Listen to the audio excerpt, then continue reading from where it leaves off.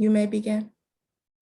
Good evening and welcome to the May 11th, 2021 meeting of the Prince George's County Board of Education. Before we begin, I would like to ask everyone to turn off any wireless communication devices and mute your microphones to avoid any technical interference with the meeting. Also, we will be using Zoom's Spanish interpretation services this evening. I believe it will be Mr. Lopez again. Is he here? Mr. Lopez. Okay. He's here. All right. I'm gonna unmute him, just a second. Oh, thank you. Has he been unmuted? Mr. Lopez, would you please make an announcement that Spanish interpretation is available for the meeting by clicking on the globe icon at the bottom of the screen? I think he's trying to, he's unable to. I unmuted him, he unmuted himself, it's just not.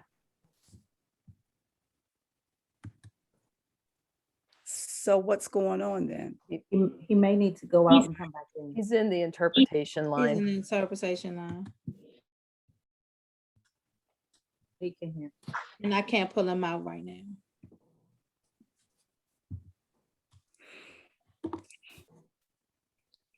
So I guess my question is, how will we get Spanish interpretation if he's not available? Dr. Miller, may I recommend maybe you can ask Board Member Mary to make the announcement for you if he's already in the interpretation line. Mr. Murray? Is my audio clear? Yes. Okay. Ustedes pueden poner el globo para escuchar el audio de la reunión en español. Gracias. Gracias. For those who are not able to observe now, this meeting is being recorded and information will be on our webpage.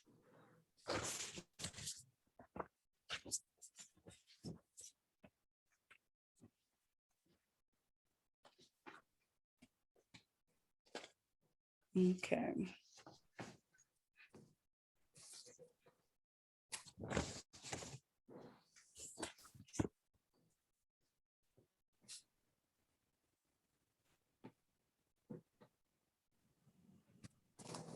Dr. Miller, would you like Miss Ellis to call the roll?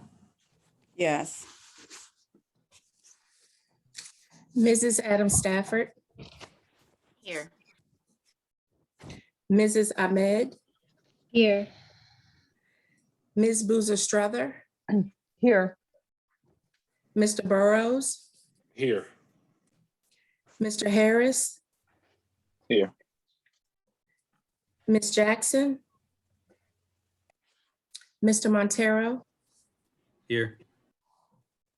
Mr. Murray, Here. Mrs. Queen, Present. Mr. Thomas, Here. Mr. Valentine, Mrs. Williams, Present. Dr. Miller. Present. Thank you. Now, would Board Member Harris please lead us in board prayer and pledge of allegiance? Now that we have a quorum. That would be Mr. Montero. Mr. Montero, okay, Mr. Montero, would you lead us in board prayer and pledge of allegiance? Sure, let us pray. Oh God, we pray to administer that which is just in all educational policies, being ever mindful of your guidance, steer us to action with love, wisdom, and understanding. Amen. I pledge allegiance to the flag of the United States of America and to the republic for which it stands, one nation, under God, indivisible, with liberty and justice for all. Thank you. We have a quorum. May I have a motion to approve the agenda for this evening? I wanted to move to amend the motion to adopt the proposed agenda with the addition of item 2.9, oral report from the Academic Achievement Committee Chair. Second. It's been moved in second. Dr. Mill, Yes, I was just wondering, is that motion in order, being that this, in order to add something this later date, that it's needs to be an emergency item? Is that proper? it's not an emergency item, so. I can add some clarification. So a motion to amend a motion can be made while a main motion is pending and can be passed by a majority vote. In the sources, Robert's Rules of Order, Section 1030. I believe that's correct for a general motion to amend a motion, but in this case, we're speaking on behalf of actions to be taken by the Board of Education. And since this item was not a part of the agenda that was presented in our standard timeframe, it would have to be considered an emergency item. And an emergency item has to be something that would impact our ability to do the work of the board. And so I'm just wondering, Dr. Miller, is that proper? According to the policy, yes, it's proper. Board Member Ahmed. Thank you, Comment. Dr. Miller. Yes, I believe as I was looking through the minutes of our last board meeting, it indicated that Ms. Adams Stafford would be allowed some time to present a report. And so I don't see this type of an issue being an issue. If it was stated at the last board meeting that it would be on this meeting. And I believe at the very least, there should be some space on it. Maybe at the top of the agenda or even under follow-ups. Thank you, Ms. Board Member Ahmed. Rather than pontificate on that issue of whether it should go on, it was late being turned in. I have included and I have spoke to Board Member Adams Stafford and shared with her that she would be able, her report would be read tonight and it would come under the chairman's report. So if I'm going to ask board members to be patient, as well as Ms. Stafford, per our discussion yesterday relative to presenting your report, that since it was not included on the original agenda. Mr. Burrows. I believe I have my hand up Oh, I after Ms. apologize. Ahmed. Thank Ms. you. Stafford. Okay, so according to Board Bylaws 9360, the board chair has the responsibility to set the proposed agenda for board meetings. And included in that responsibility is that the board chair will prepare an agenda that's consistent with the board's bylaws and policies. However, the agenda that's proposed today is missing the report from the Academic Achievement Committee, which is required by Board Policy 8100. This clearly states that each committee shall report publicly on its activities through an oral presentation by the committee chair at board meetings.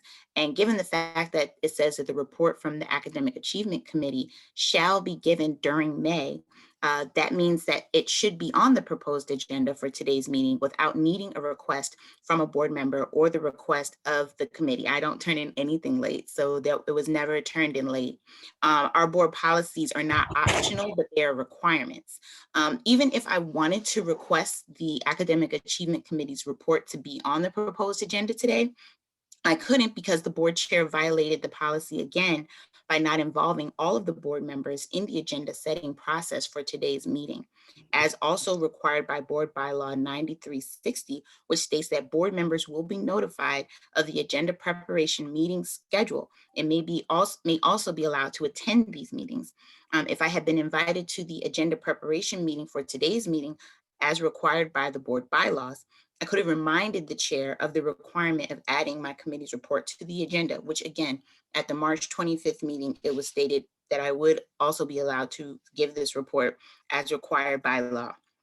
Since I became aware of the chair's proposed agenda and that it was in violation of the board policy, I have worked around the clock to urge the board's leadership to correct their mistake and add this agenda item. But instead of making the proposed agenda compliant with board bylaws, the board leadership has continued to resist making this simple change, and for reasons I have no idea.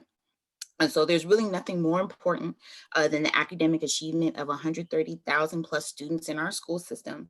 And those families are watching us right now, and they don't know why the board chair is refusing to comply with board bylaws and policies by refusing to add the Academic Achievement Committee chair's report.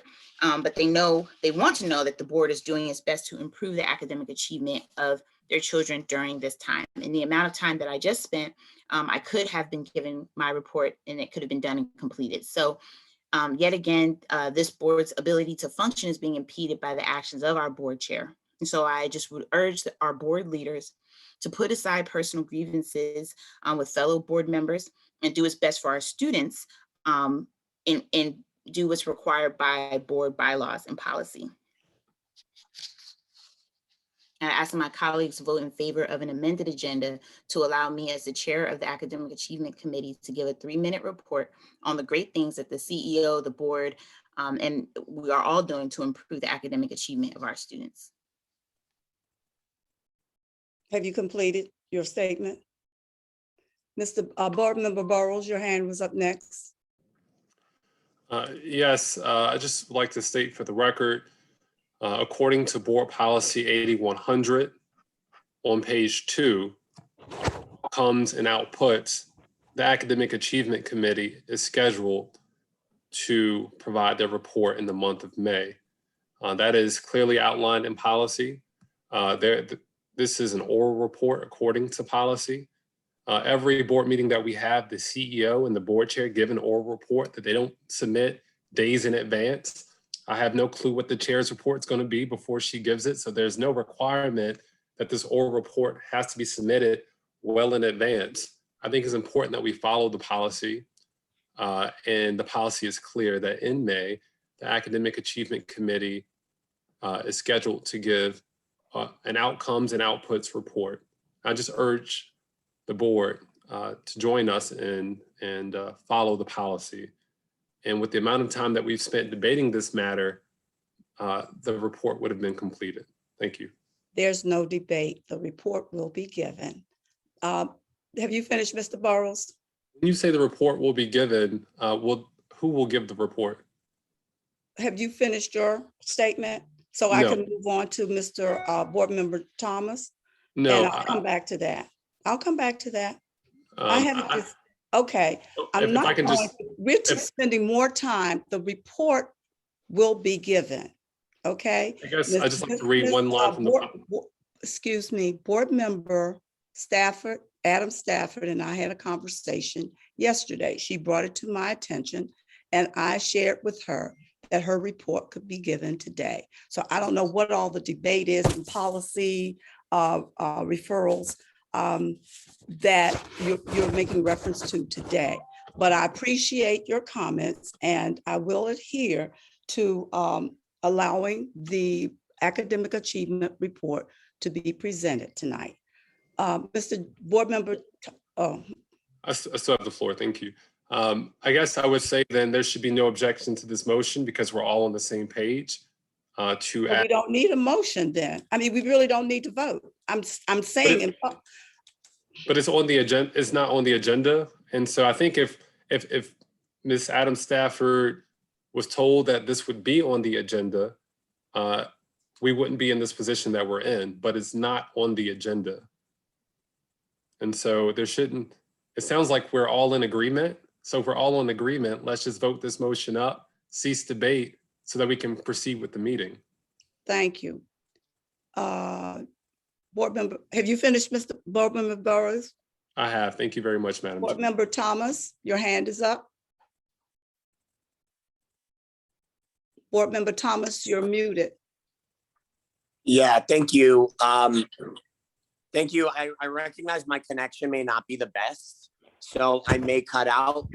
And if so, I guess I'm just giving a heads up. I just had some quick questions in regards to all this, just so that I think we could all benefit from knowing. Ms. Adam Stafford, when, excuse me, when was the point at which you notified the chair about wanting to have this time, this dedicated part of the agenda? As the chair of this committee, I'm not going to pontificate when and where. We have agreed that we will go forward with this motion. A conversation was held with board member Adam Stafford on yesterday when she brought it to my attention that that item had been left off.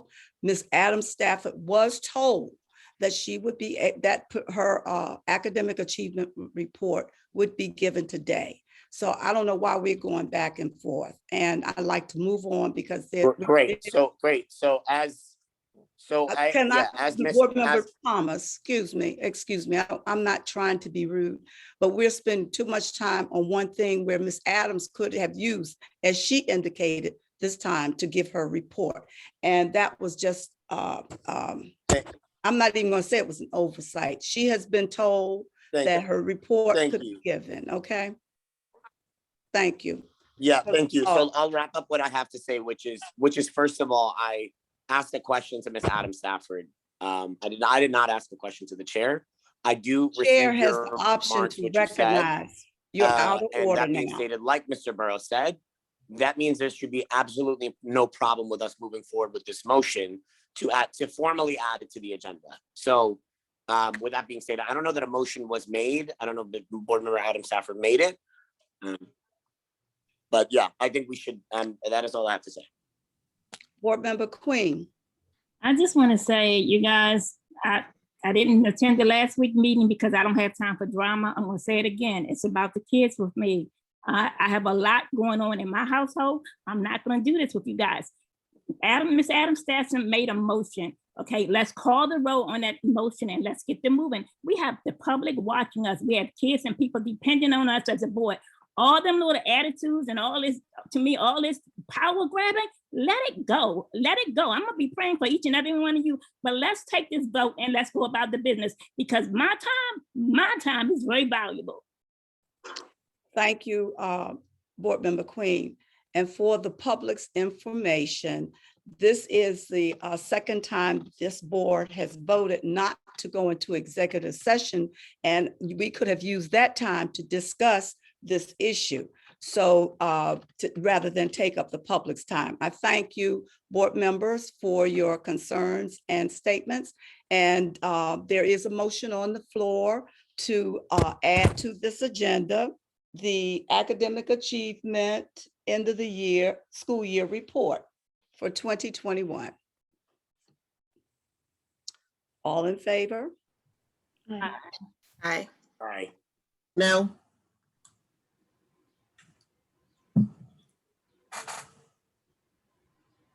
What's the count? Madam Chair, we have to call a roll. There was a nay vote. Yes, call the roll. Thank you. Mrs. Adam Stafford, Aye. Mrs. Ahmed, Aye. Ms. Boozer Strother, Abstain. Mr. Burrows, Aye. Mr. Harris, Aye. Ms. Jackson, Mr. Montero, Yes. Mr. Murray, Aye. Mrs. Queen, Aye. Mr. Thomas, Aye. Mr. Valentine's absent, Mrs. Williams, No. Dr. Miller, Abstain.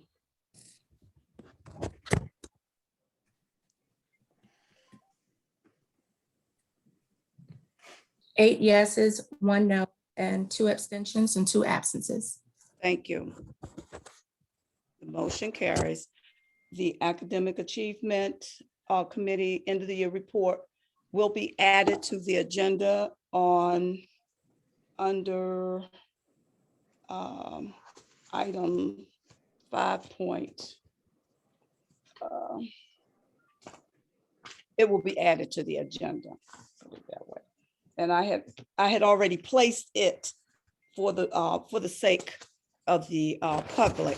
That item had been placed on my agenda under 2.7, report of the chair, to have been read by Ms. Adams Stafford. Madam Would Chair, you like to make that item 2.9 after the CEO's report? 2.9. That's fine. Correct.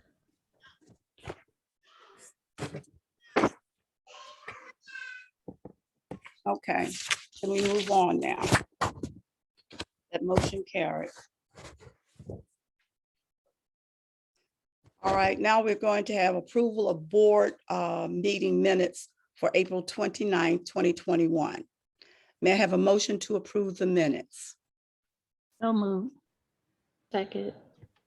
It has been moved in second to approve the minutes for April 29, 2021 board meeting. May I, is there any discussion? Hearing none. All those in favor, please signify by saying aye. Aye. Aye. Aye. Any opposed? Any abstentions? The ayes have it and the minutes are approved for April 29th board meeting. Okay. Now we are at the report of the chair. Before I get started, I'd like to extend congratulations to our CEO on some accomplishments she's made, and I'm looking for those notes right now. Oh, here it is. Congratulations, Dr. Goldson. She was selected as #1 of 3 civic heroes by the Greater Washington Community Foundation. The virtual celebration will take place on Thursday, May 20th, 2021. #2, Dr. Goldson will serve as the 62nd commencement speaker for the Prince George's Community College, which will air on PGCC TV on May 20th. Yay! And finally, the Latin American Youth Center will host their annual gala on ABC7 at 7 p.m. on Friday, May 21st, 2021, where Dr. Goldson will be one of 3 honorees for the support she provided to our students and families during the pandemic. Hoorah, rah, rah, rah. Woo! Congratulations, Dr. Thank you, Dr. Miller. Goldson. And now I'm going to ask for a moment of silence. Colleagues, at this time, I ask that you all join me in honoring the memory of staff members and family members of our staff with a moment of silence.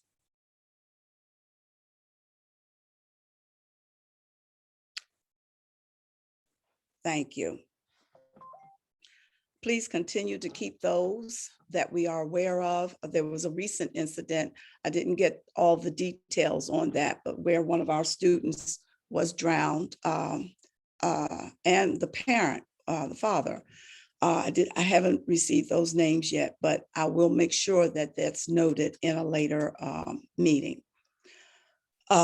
Again, please keep those families in your thoughts and prayers. Okay, we will go to, let's see. Oh, let me finish my announcements. I got so excited about Dr. Goldson, I didn't finish my announcements. On Thursday, May 20th, there will be an Operations, Budget, and Fiscal Affairs Committee meeting at 6 p.m. The Policy and Governance Committee will be meeting on Monday, May 24th at 5 p.m. Academic Achievement Committee meeting will hold theirs on Tuesday, May 25th at 5:30.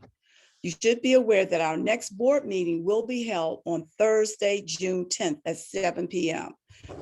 We will only be having one meeting for the month of May, as indicated at our last meeting. Please continue to check our webpage for information about upcoming board meetings, as well as Zoom meetings login information. And now we will move to item 2.8, the report of the Chief Executive Officer, Dr. Goldson. Thank you, Madam Chair. Good evening. Graduation season is quickly approaching. The Academy of Health Sciences at Prince George's Community College will kick off graduations this year on Wednesday, May 19th, and Bladensburg High School will conclude the season on Wednesday, June 2nd. Of course, weather permitting. Congratulations to the resilient class of 2021. The challenges you faced during this past year made you stronger and helped you prepare for college and careers. I wish you all the best as you move on to the next chapter of your life. Last week, we broke ground for the new Glen Ridge Area Middle School in Landover and a replacement building for William Wirt Middle School in Riverdale. These two schools are the first of 9 that will be under construction by this summer. This accelerated construction process was made possible through our Blueprint Schools program, the traditional Interagency for School Construction program, and a pilot program for school construction. Nicholas Orme Middle School and Samuel P. Massey Academy are among 148 new schools nationwide to become Verizon Innovative Learning Schools. All students, teachers, and administrators at the school will receive iPads with data plans to free access to the internet from home. So congratulations. Congratulations also to Whitehall Elementary School on winning its second Science Bowl championship. This was the first time in Science Bowl's 35-year history that the entire season was played virtually, clearly because of the situation we're in. Looking forward to that in-person experience next year. Lottery applications have been extended to fill limited kindergarten and first grade seats in language immersion programs for the 2021-2022 school year. Students must meet age requirements and live within the program's school boundary area. The Talented and Gifted Lottery is open through May 22nd for 2nd through 8th grade students who are tag identified or going through the identification process. I also encourage families to register pre-kindergarten and kindergarten students now for the 2021-2022 school year. Online registration is available. Thank you, and this concludes my report. Thank you. Now for 2.9, the Academic Achievement Committee report, end of the year report 2021. The Academic Achievement Committee has the following charge. The Academic Achievement Committee is charged with overseeing on behalf of the Board of Education, the development and implementation of the school system's academic programs, operations involving student affairs, and initiatives designed to ensure effective and timely parent and community engagement with the school system. The committee's portfolio shall also include issues involving closing gaps in student academic performance, extracurricular activities, improving outcomes in low-performing schools, and among underserved populations, enhancing outcomes for high-performing schools and students, and addressing issues involving educational equity. Upon adoption of academic, extracurricular, and parent and community engagement policies by the Board of Education, the committee shall monitor the implementation of the policies. The chair of the Academic Achievement Committee, Ms. Shayla Adams Stafford, or her designee, shall serve as the board's liaison to the Washington Area Boards of Education, WABE. The Academic Achievement Committee members and CEO representative are Shayla Adams Stafford, committee chair. There's Nina Jackson, student member of the board, Dr. Juanita Miller, board chair, Curtis Valentine, MPP, and Dr. Judith White, chief academic officer. The 2020-21 committee meeting schedule. The committee has maintained a monthly meeting schedule beginning in September 2020. Our final meeting is scheduled to be held on June 14th, 2021. Review of committee work plan topics and PGCPS administrative presentations. An approved work plan for the 2021 school year was confirmed at the September 29th, 2020 meeting. The committee focused on the following topics as part of its work plan and received corresponding updates presentations from the Chief Executive Officer's representative and staff. Public charter school agreements and performance review, distance learning with continued updates throughout the year, introductory overview of academic achievement of Latino students in Prince George's County Public Schools, career and technical education, bridge to excellence schools with continued updates throughout the year, distance learning, testing assessments, community schools, attendance, graduation rates, testing accountability for school report card, equity learning hubs. The review of outcomes. In Madam Chair, October, Madam Chair, you are out of order. No, You're a out point of of, order. a point of You are out- clarification You does are not out require, of order. does not require recognition from the Rahila, chair. you are out of order. A point of clarification does not require No, recognition you are from out the of chair. order. You are out of The point order. of clarification is that we No, voted. you are out of order. Voted to have Ms. Adam Stafford give this report. You are out of and I'm order. confused as to why The this report is report not being is given by being Ms. Adam read. Stafford. Oh my God. It's In all October, the all committee out under of order. Dr. Miller, we voted that she would do the report. Unfortunately, as the chair right now, you are out of order. Come on, you guys. We voted on that. Are you saying as a board, our vote don't count, Madam Chair?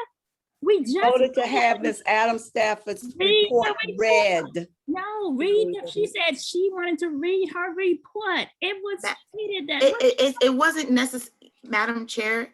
I think that we just want to follow the board policy. First, we just wanted it on the agenda. And the policy states that the board chair will read it. I'm not quite sure what's happening right now. I don't either. I'm trying to We don't finish have the to do this. We just have to follow the policies that are set forth reading. for us. Okay, thank you. The review of the outcomes. In October, the committee, under the work of Chair Sandra Shepherd, the committee worked with the Point of administration. order, point of to put order, forth- point of order. What is going on? I do not understand. What is going on? I'm Point trying of to read the order. report that we voted to have read. Dr. Miller, are you not clearly hearing what everyone is saying, which is that we voted on this? Policy. We voted for Ms. Adam Stafford to read her report. Yeah. Please introduce her and let her deliver her report. This is unbelievable, and this is disrespectful to the people we represent. Please stop and allow her to give her report. To the audience, thank you, Mr. Thomas. To the audience, this disruption and this disrespect continues. And this majority vote that we received on adding this item to the agenda was received and read.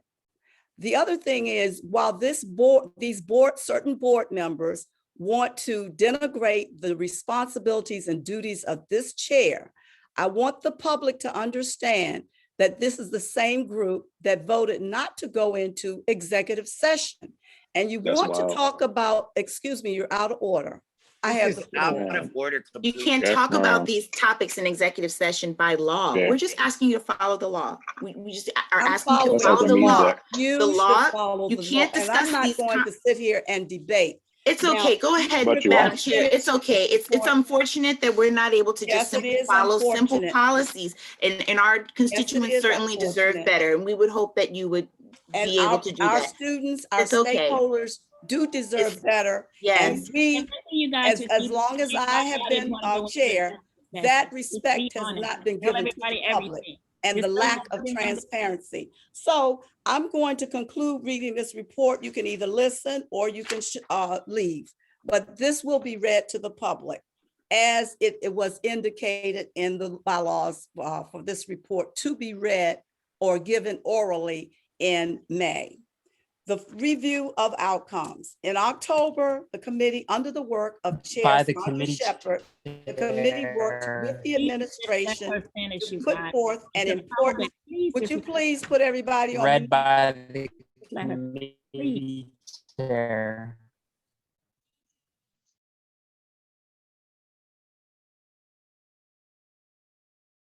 In October, the committee under the work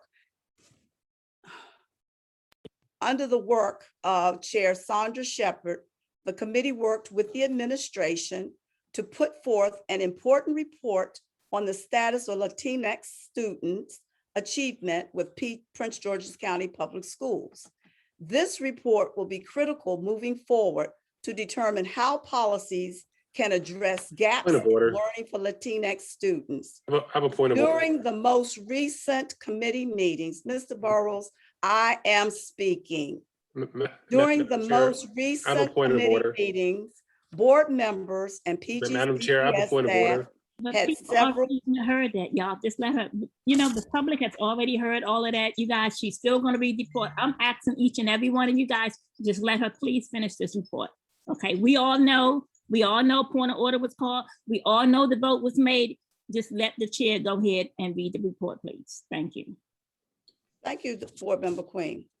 During the most recent committee meetings, board members and Prince George's County Public School staff had several robust discussions regarding how the COVID-19 pandemic has impacted the academic achievement levels of Prince George's County Public School students overall, and specifically how certain demographics are experiencing more significant challenges.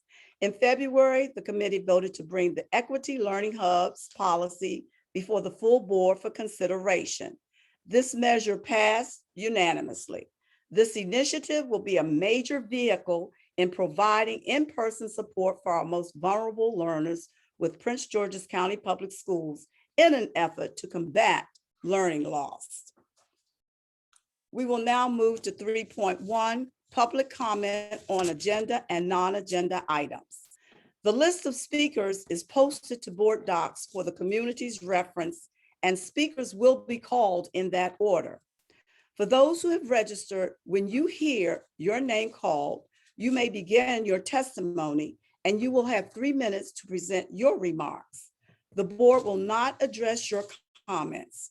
All registered speakers will have 3 minutes to provide comments. At the sound of the buzzer, speakers may complete that sentence only. Registered speakers may not relinquish any part of their speaking time to another registered or unregistered individual. Speakers may not address individuals or issues with profanity or derogatory terms. You will be warned once. If you continue, your comments will be terminated. Speakers are encouraged to use titles rather than names. For example, principal, CEO, deputy superintendent, etc. Your adherence to these guidelines will enable the public participation process to move smoothly. Our first registered speaker for tonight. Point of order, Madam Chair, before we continue with 3.1, my understanding is that we had an item 2.9. I was expecting that was going to be the next thing on the agenda. So I believe we've moved to 3.1. I believe we've moved into 3.1 in haste. And so I think we should go to 2.9, correct? Because we did vote on adding. I'm not going to be cut off. I'm not going to be cut off. I'm not cutting you off. I asked, did we vote on, this is a question to the chair. Did the board vote to add an item 2.9? Yes or no? The item 2.9 was read. No, but did we? 2.9 was read. I believe that we added a 2.9 that did not take place. And so it just took place, Mr. Thomas. It just took place. Shame on you, Madam Chair. Shame. Sure. Have your way. Madam Chair, I'd like to offer a point of order. Thank you, Mr. Burrows. Board Member Burrows. Thank you. I'd just like to read for matter of record for the public, Board Policy 8100 that authorizes, mandates Ms. Adams Stafford gives her report. And the second, on page 2, it states additionally, each committee shall report publicly on its activities through an oral presentation by the committee chair at each board meeting. Ms. Adams Stafford just attempted to do that and was prevented from doing so out of compliance with board policy. Madam Chair, can I respond? Yes, you may, board member. So policy 8100 does state that the Academic Achievement Committee shall give a report, but the higher ruling policy states that the board agenda items must be presented to the public 5 business days in advance. Ms. Adam Stafford requested information and support on how to present her report on Monday of this week. Items were posted to the public for this meeting on last Thursday, which was the proper time. Any additions or changes to that would have to be considered an emergency. And so as of Monday, with the request for guidance on how to present the report was asked, which made it too late to meet the requirement for our board meetings. And so it wasn't that that we were preventing her from presenting her report. It was just out of schedule. So we could not add another agenda item to the board without it being an emergency. And I hope that no one in the public would, I guess, present us in violation to the Opens Meeting Act because of that. So we are trying to follow 8100, but if the information is not presented on time, then we're out of alignment with the schedule. And as you all know, that Dr. Miller asked that all items that you would like to have presented on the board be presented to her 15 days in advance so that we can review it properly and do this in decency and order. And so now we see what happens when we're not following the schedule. Things look like chaos. So it's not that we're trying to prevent you, Board Member Adam Stafford. We just would like for everyone to work with the schedule so that we can do this in decency and order. Madam Chair, you have 3 hands from board members. Ms. Shayla, Adam Stafford hand was first. Yes, so I just want to note that this item was supposed to be on the agenda actually in March of this year. So on March 25th, the public can go back and review that the chair did state that this would be a part of the end of the year oral report. And I just want the public to understand this is not about me personally presenting this report. This is about continual efforts by our board leadership to silence the voices of board members that are trying to give reports to the community about the work of the board. It's continual and it has to stop. And the reason that we're being very adamant about this is because it's within the board policy. An agenda item is something that's added to, that's something new that needs to be discussed. A standing board policy mandate that every May this report is given, that is incumbent upon the chair and the vice chair to then create an agenda based on the policy. However, board members are continually left out of agenda setting meetings, so we cannot discuss and remind them of their obligations to the board policy. And so the reason why this is happening this evening is because we want to ensure that the work of the committees that we're elected to serve on gets out to the public. Unfortunately, we weren't able to handle this in a mature way, which would have been to approve the agenda item and allow the chair to speak, but it's a continual pattern of trying to silence the voices of board members. And it's unfortunate, but I do hope that we can see a way forward where we can follow board policy and ensure that we bring everyone to the table for transparency and inclusion. Thank you. Point of clarification. A hand up, though, real quick, Ms. Williams. Thank you. Just point of clarification on the process and practice that we have done. The Academic Achievement Committee is the last committee to report their outcomes and outputs. We have not had the Policy and Governance present a report, nor have we had OBAFA committee present a report. In order for it to be on the agenda, you must inform the board that you will be presenting something so that it can be added to the agenda. 15 days. This is an example. You're out of order. Ms. Williams has the floor. Sorry. You are Go out ahead. of order. As board leadership. In order for us to prepare our agenda, we have to have time to do that. And so everyone knows that our agendas are posted 5 business days in advance, and we cannot be receiving things 5 business days in advance. We must receive them in advance of that so that we can go through it to make sure that it occurs. OBAFA nor policy has presented nor asked to present a final outcomes and output report. Therefore, they have not done it. And when we did not hear from academic achievement, even though she was informed in April, and then again at the last board meeting, we could only assume that it was not going to occur. So we tried to work with you, but we can do this in June if you'd like, but the policy says shall, not must. There is a difference. The policy says shall, not must, meaning it could be presented, it is not required, as we've seen from OBAFA and the policy and governance. I appreciate the comments. Excuse me, as the chair, I appreciate the comments and respect the individual perspectives on this issue. And I think you have articulated well your concerns and the policies that are related to it. With that, I'm going to move this meeting forward and continue with the registered public comment speakers. So with that, we will have our first speaker is Teresa Dudley, Prince George's County Education Association.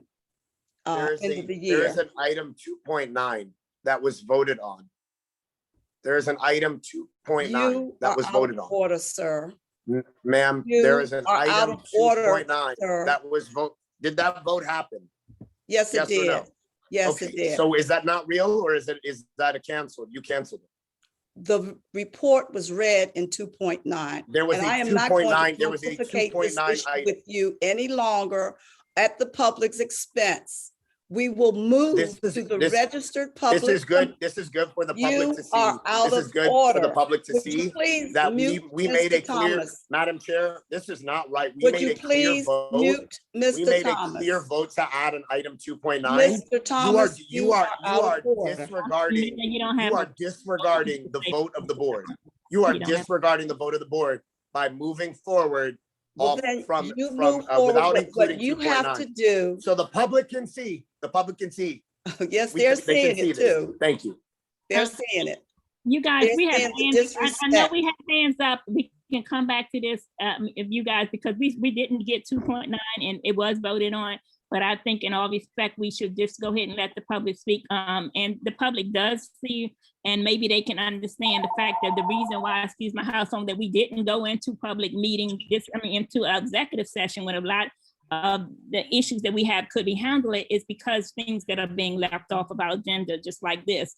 And it's causing a big issue among the board, but it's getting ridiculous because this had nothing to do with our children. So let's move forward, let the public speak, and then we can come back to 2.9 because we did vote on 2.9. Thank you.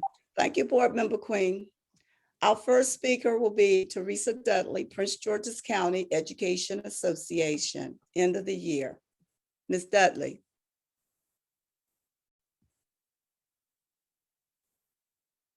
Is Ms. Dudley out there? Yes, I am. You have the floor. It says that my video can't start because the host stopped it. Thank you. Thank you. You know, I didn't have a headache until I turned on this meeting tonight.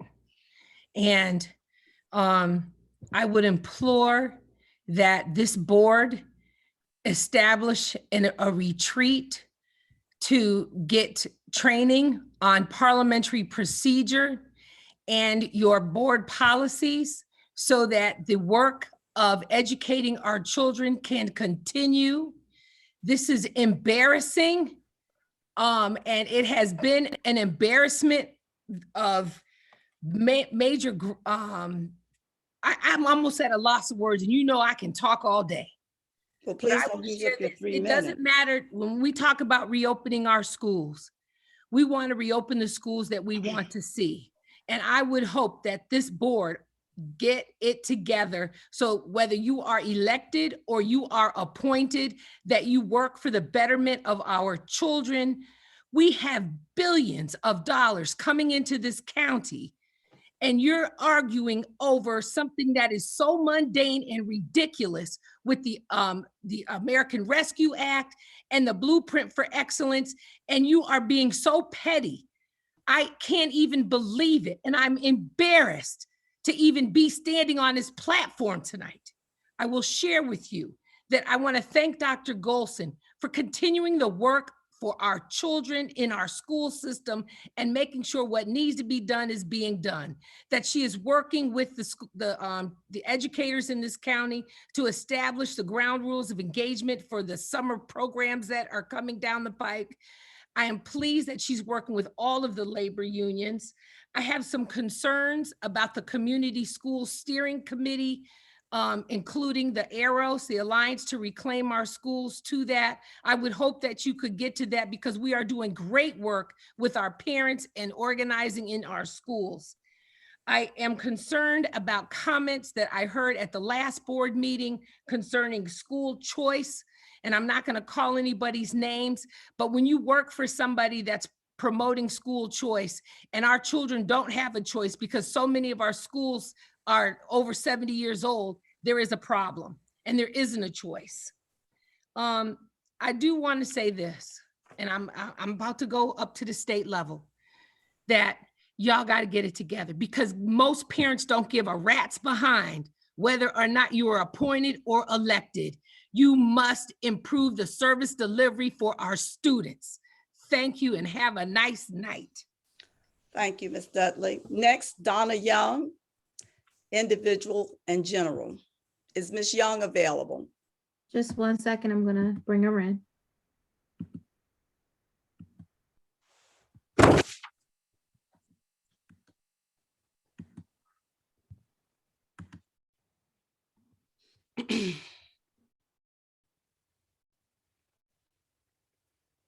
Ms. Young? I'm sorry, I did not unmute myself. I didn't see that before. Thank you so much. Good evening, board. Good evening, board chair, CEO, and board members. I, like Teresa, have been very disturbed with what happened at this meeting, but I'm not going to waste my 3 minutes. I would like to voice my concern with regards to the April 28th meeting with where there was a contract on the agenda. I'm really concerned because, again, we're dealing with a contract which I'm going to assume did not go through the purchasing process properly. And this contract was then voted on by only certain members in attendance of that meeting. It is unclear to me how we believe that just any board member has a right and the authority to financially bind the board to an agreement in which a select few made.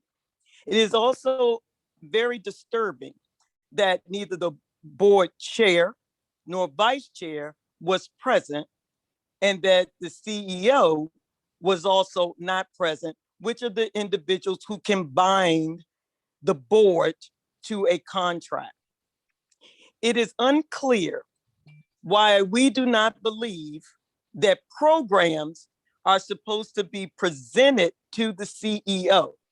And it is the CEO's responsibility to implement those programs and the funding to ensure the success of those programs.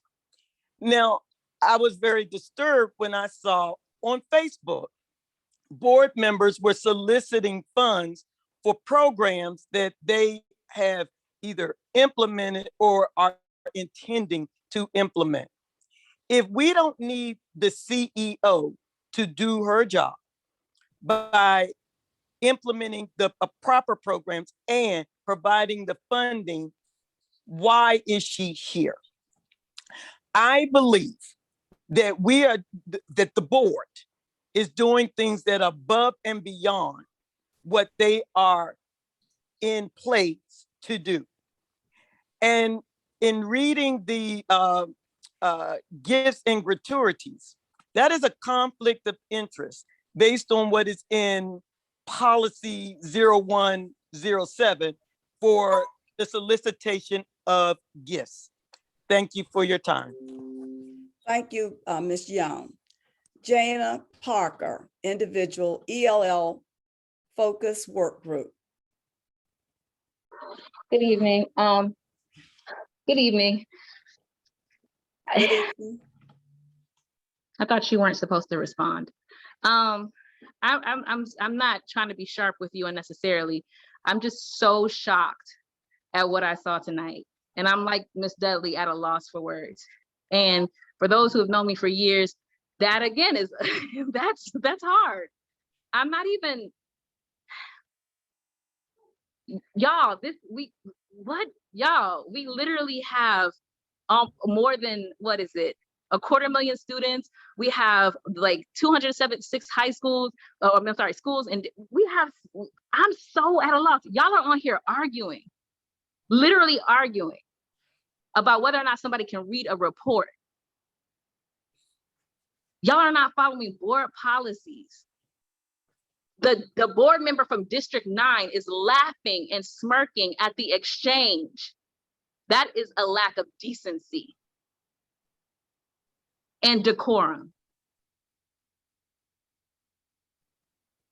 It is extremely inappropriate. Like, I signed up to speak on the English Learners Work Group because we did so much work for the community, and I'm excited about it. And I want to see it voted on so that we can support our students. That's why I signed up. That's why I followed. I didn't expect to watch a literal argument between board members, the board chair, rude, nasty comments exchange to go out through the public. And this doesn't even just sit in Prince George's County. This goes on YouTube. This is worldwide. This is how you're representing the most prosperous Black county in all of America. And you gotta own your stuff. This is how you are representing the person who appointed you. I said it. This is inappropriate. And even if you weren't appointed, like, arguing like this, can y'all just do what y'all supposed to do and not argue like children? Y'all not even children. I'm so sorry that I'm just flustered and rambling because I did not expect to come on and make comments about an exchange, literally, for someone to read a report. This is disgusting, and y'all have to do better.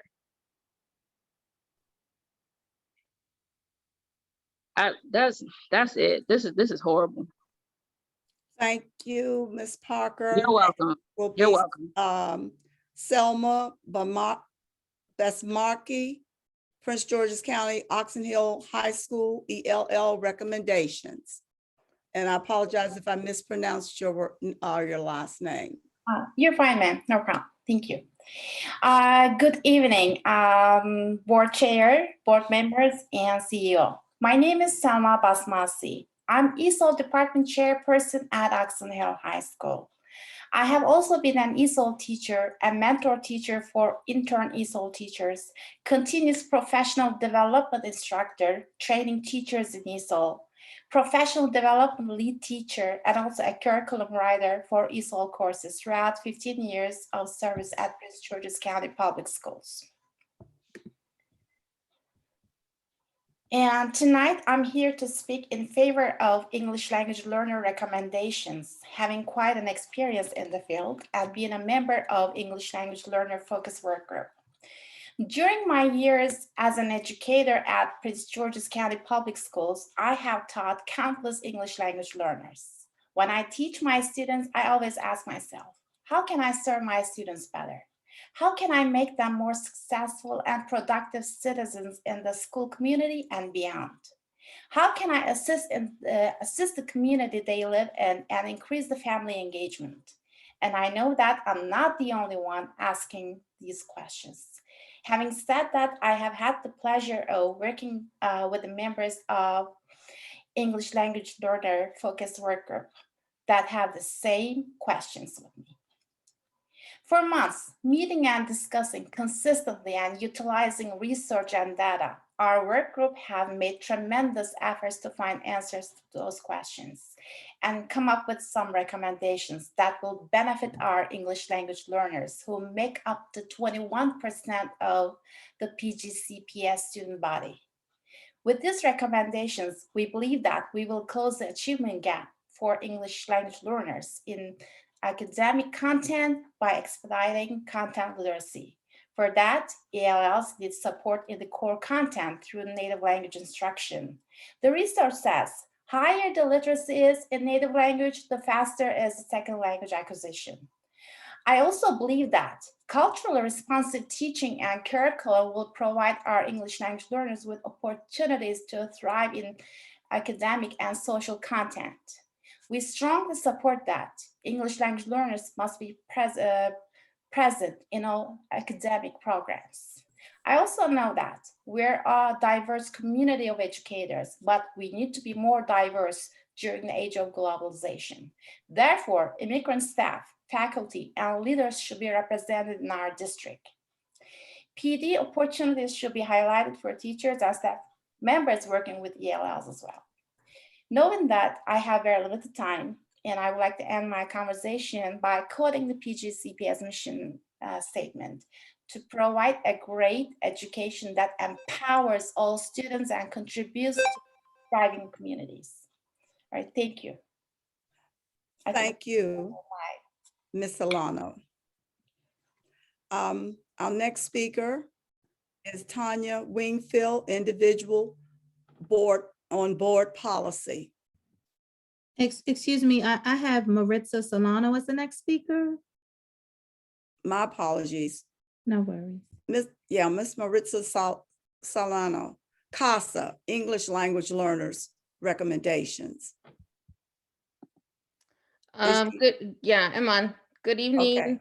Good evening, everyone. Thank you for giving me time to speak tonight. On behalf of CASA, I would like to offer support of the recommendation of the English Language Learner Focus Work Group. CASA's, you all may be familiar, is the largest membership-based immigrant advocacy and services organization in the region with thousands of members in Prince George's County.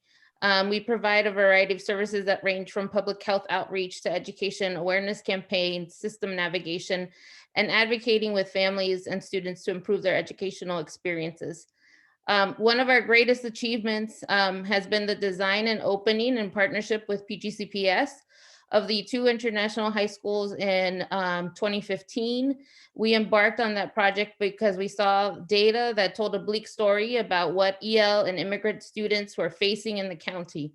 And we can now say both schools have demonstrated that when our school system invests in best practices and integrative community-focused programs, so tremendous success is achieved by EL immigrant students. The carefully thought out recommendations, we believe, will continue to strengthen the experiences that EL and immigrant students and families will have in our schools. I will also say that the COVID-19 pandemic has just further exacerbated many of the challenges our members and their children face.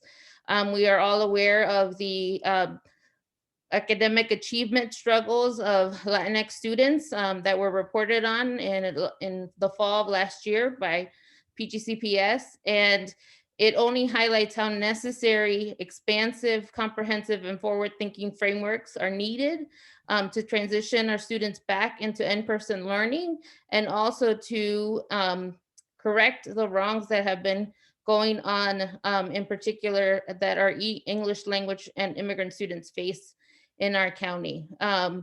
We believe that the recommendations need to be passed and implemented more so now than ever.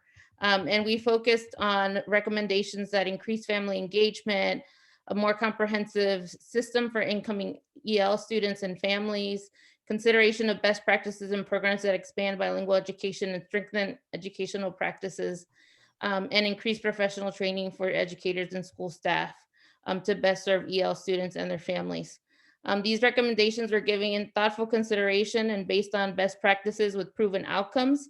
We hope that the board passes these recommendations and begins the process of designing and implementation of a more comprehensive and culturally appropriate school experience for EL students and their families. Thank you for your time, and thank you to the chairs of the focus work group, Ms. Ahmed and Ms. Jackson, for allowing me to participate. Thank you, Ms. Solano. Next is Tanya Wingfield, individual board policy. Good evening. I guess my topic is timely after that show, that shameful show that we just saw. I'm talking about board policies, and mainly because, and I'm going to say it, because there's a group of elected board members that are just failing to do board policies and don't want to be held accountable. First of all, there are mounting ethic violations, as I keep seeing board members posting on their Facebook page their accomplishments, using clips from board meetings, and then asking for financial donations. You cannot do that. Also, the April 28th meeting that was held without a quorum, but y'all were talking about follow board policies. You held a meeting without a quorum. The board chair presides over every meeting of the board, but the board chair wasn't there. The board chair decides who is the designee for a meeting when the absence of a vice chair, not Robert Rules of Order. You cannot subvert our bylaws with Robert Rules of Order there. Also, disturbing, the same board members voted for a board member to break the law and say you could sign a contract against state law.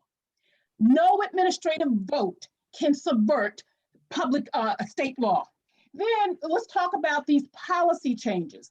Policy 9340, paragraph 7 clearly states any recommendation presented to the public must include the CEO's written report of legal ramifications and operation impact of the policy, along with the CEO's suggested changes. You have an item on the board on the consent item 4.3 that doesn't even meet those requirements. You have something on the consent item 5.10, which is that illegal contract that 7 members voted for this board member to sign. And you're talking about following policies. Then let's talk about the consent agenda, which you keep taking board members and putting items on. That is reserved for the CEO to put administrative items. And policy amendments are not administrative items, but you keep putting them on there. To all the board members, when you all, and this is everybody at this point, when you continue to cast affirmative votes for actions that are in violation of board policies, you are failing your fiduciary responsibility. You are emboldening violators, and you are contributing to the waste of taxpayer dollars. And anybody that's in the CEO's administration that's bypassing board officers, you're contributing to this. This has got to stop. There's too many chiefs trying to be in the kitchen, and it needs to be cleaned out. This has got to stop. And I would like to extend, Dr. Golson, you know you and I have had our difficulties, but you are doing well in the midst of all of this confusion. Thank you. Thank you, Ms. Wingfield. We also have a community member who provided a pre-recorded video testimony that has been posted on board docs. Ari McElwain, 12th grade student at Charles Herbert Flowers High School, and it's titled Teachers Going Back to School. Please review this testimony at your convenience. Now we will move into 4.1 the consent agenda. Dr. Golson, please introduce items 4.1 through 4.3. 4.1 requires board approval of proclamation commemorating observation of National Caribbean American Heritage Month. Item 4.2 was not presented by administration, nor 4.3, only 4.1. Okay, thank you. All right, may I have a motion to vote on 4.1, the board action summary and proclamation for observation of National Caribbean American Heritage Month, June 20th through 21. I make a motion to accept the proclamations. Second.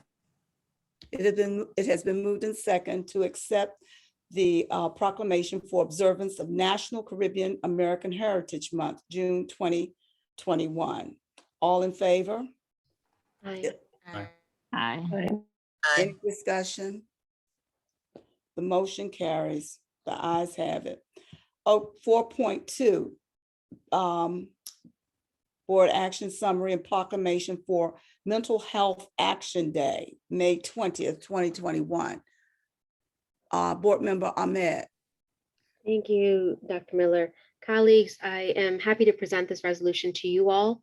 As you may or may not have known, over the past 2 decades, suicide rates have risen, particularly among young adults. And the COVID-19 pandemic has accelerated this already dire crisis, giving way to what many healthcare professionals have called the second pandemic. Though more people than ever are comfortable discussing mental health, finding effective resources and knowing how to get help remains a challenge. So Mental Health Action Day is an open source movement of brands, organizations, and cultural leaders to drive culture from mental health awareness to mental health action. The first Mental Health Action Day will take place on May 20th with a mission to encourage and empower people to take their first steps towards mental health action, whether it's for themselves or for their loved ones, or to advocate for systemic change.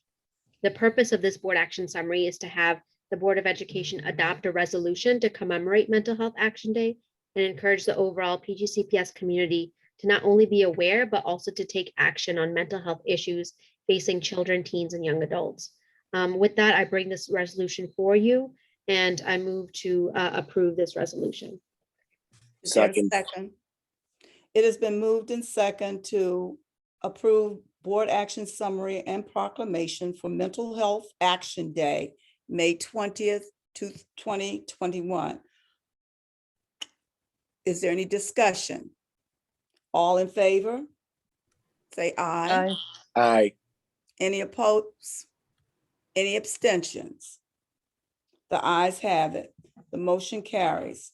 4.3, I believe that's you also, Ms. Ahmed. Yes, Dr. Miller. Colleagues, the Policy and Governance Committee met virtually on April 26th with the following members in attendance: myself as committee chair, Joshua Thomas as committee vice chair, Pamela Boozer Struther, Edward Burrows, and Nina Jackson. Dr. Miller attended as an ex officio member of the committee, and Shayla Adams Stafford as a guest. The committee discussed revisions to Policy 0114, Policy 1500, Policy 5122, and Bylaw 9340. Board member Joshua Thomas sponsored revisions to Policy 0114 on school uniforms that removes the board's support for school uniform programs and continues to allow school communities to make the determination at the individual school level whether to adopt a school uniform program or not. Board member Shayla Adams Stafford sponsored revisions to Policy 1500, which is the Parent and Community Advisory Council, with the goal of reviving the currently defunct council and making modifications to the composition and the governance of the council.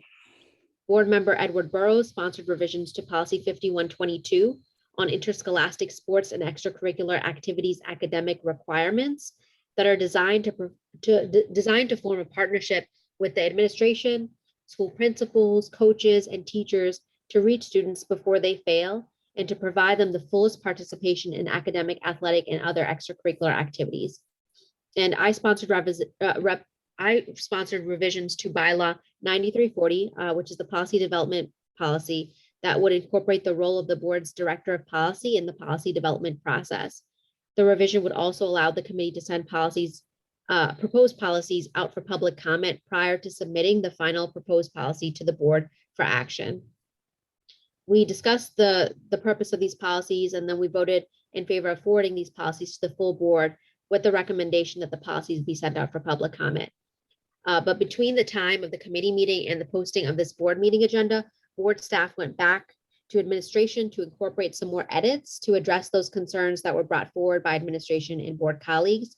As such, the documents before you today are revised versions of what was presented and passed in committee.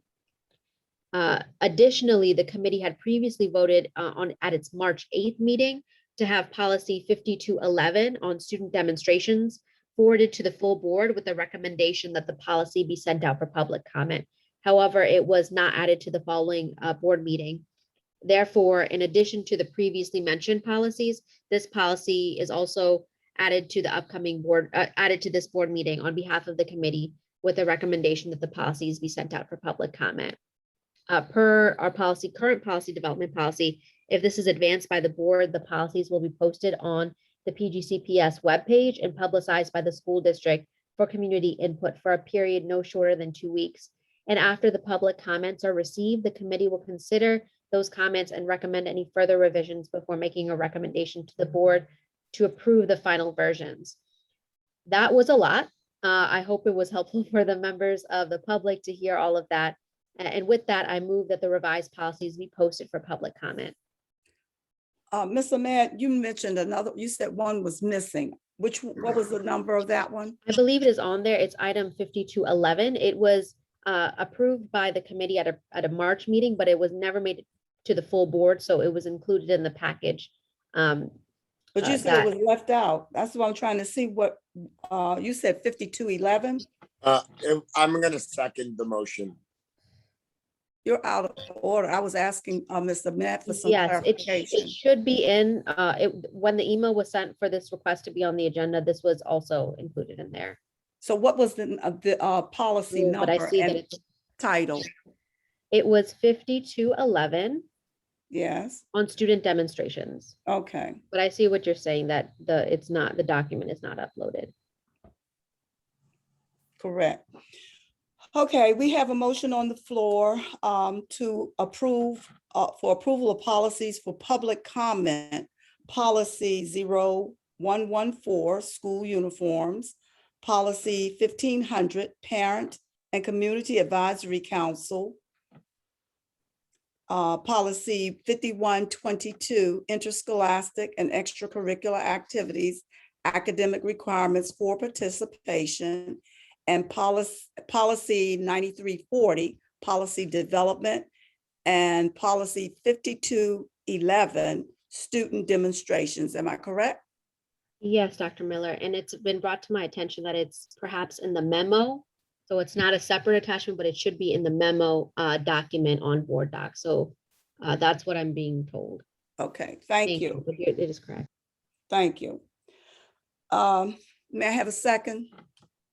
Madam Chair, since this is a committee report, a second is not required. Thank you. Any further discussion? I have a comment or question. My hand is raised. Yes. There were substantial changes to the policies that were approved from the committee by the administrative staff, the administration staff. Would it be proper to send it back to committee to take another vote, since some substantial changes were made to that? These changes, in my mind, were completely different, and I think that the committee should have the opportunity to discuss them to ensure that there is an approval by the committee before it's presented to the board for action. Board Member Ahmed, would you respond? Sure. So it's my understanding that the revised changes are amenable and acceptable to the sponsors of and to administration. If that is not the case, then let it be known. But in that case, if this is a different situation, then I can move the policies, move that recommendation that these policies be accepted, and a second would be required. And so I would think that the committee should, I think the committee members, not necessarily the sponsors, because I don't think all the sponsors are committee members. And so I think that the committee who has this charge should be allowed an opportunity to review and comment on the changes. Just by Yes. For clarification, this was communicated to different members of the committee for their awareness and for their and so yet again, we're doing something that's out of order, and we're asked to vote on something that hasn't been properly reviewed and followed the process. And so I'm just concerned about that. But I'm okay with taking this vote. I just wanted to put that out there. My other comment is around the policies that are presented today compared to the policies that were a part of the work plan for this group, because there are a number of policies that are outdated and I believe are now at the point at which they should be reviewed by the policy committee. And so how does this align with the original work plan of the Policy and Governance Committee? Thank you for that question, Ms. Williams. I have a bad habit of not being able to say no to some of my colleagues that come forward and say, hey, I have this idea, and I really think that we should consider it in the committee. And so a lot of these policies are coming forward because the board policy allows for different board members to preside in committee. And I think that, there's a right of each board member to be able to do that. In terms of the work plan, there were a number of items that were going through the work plan.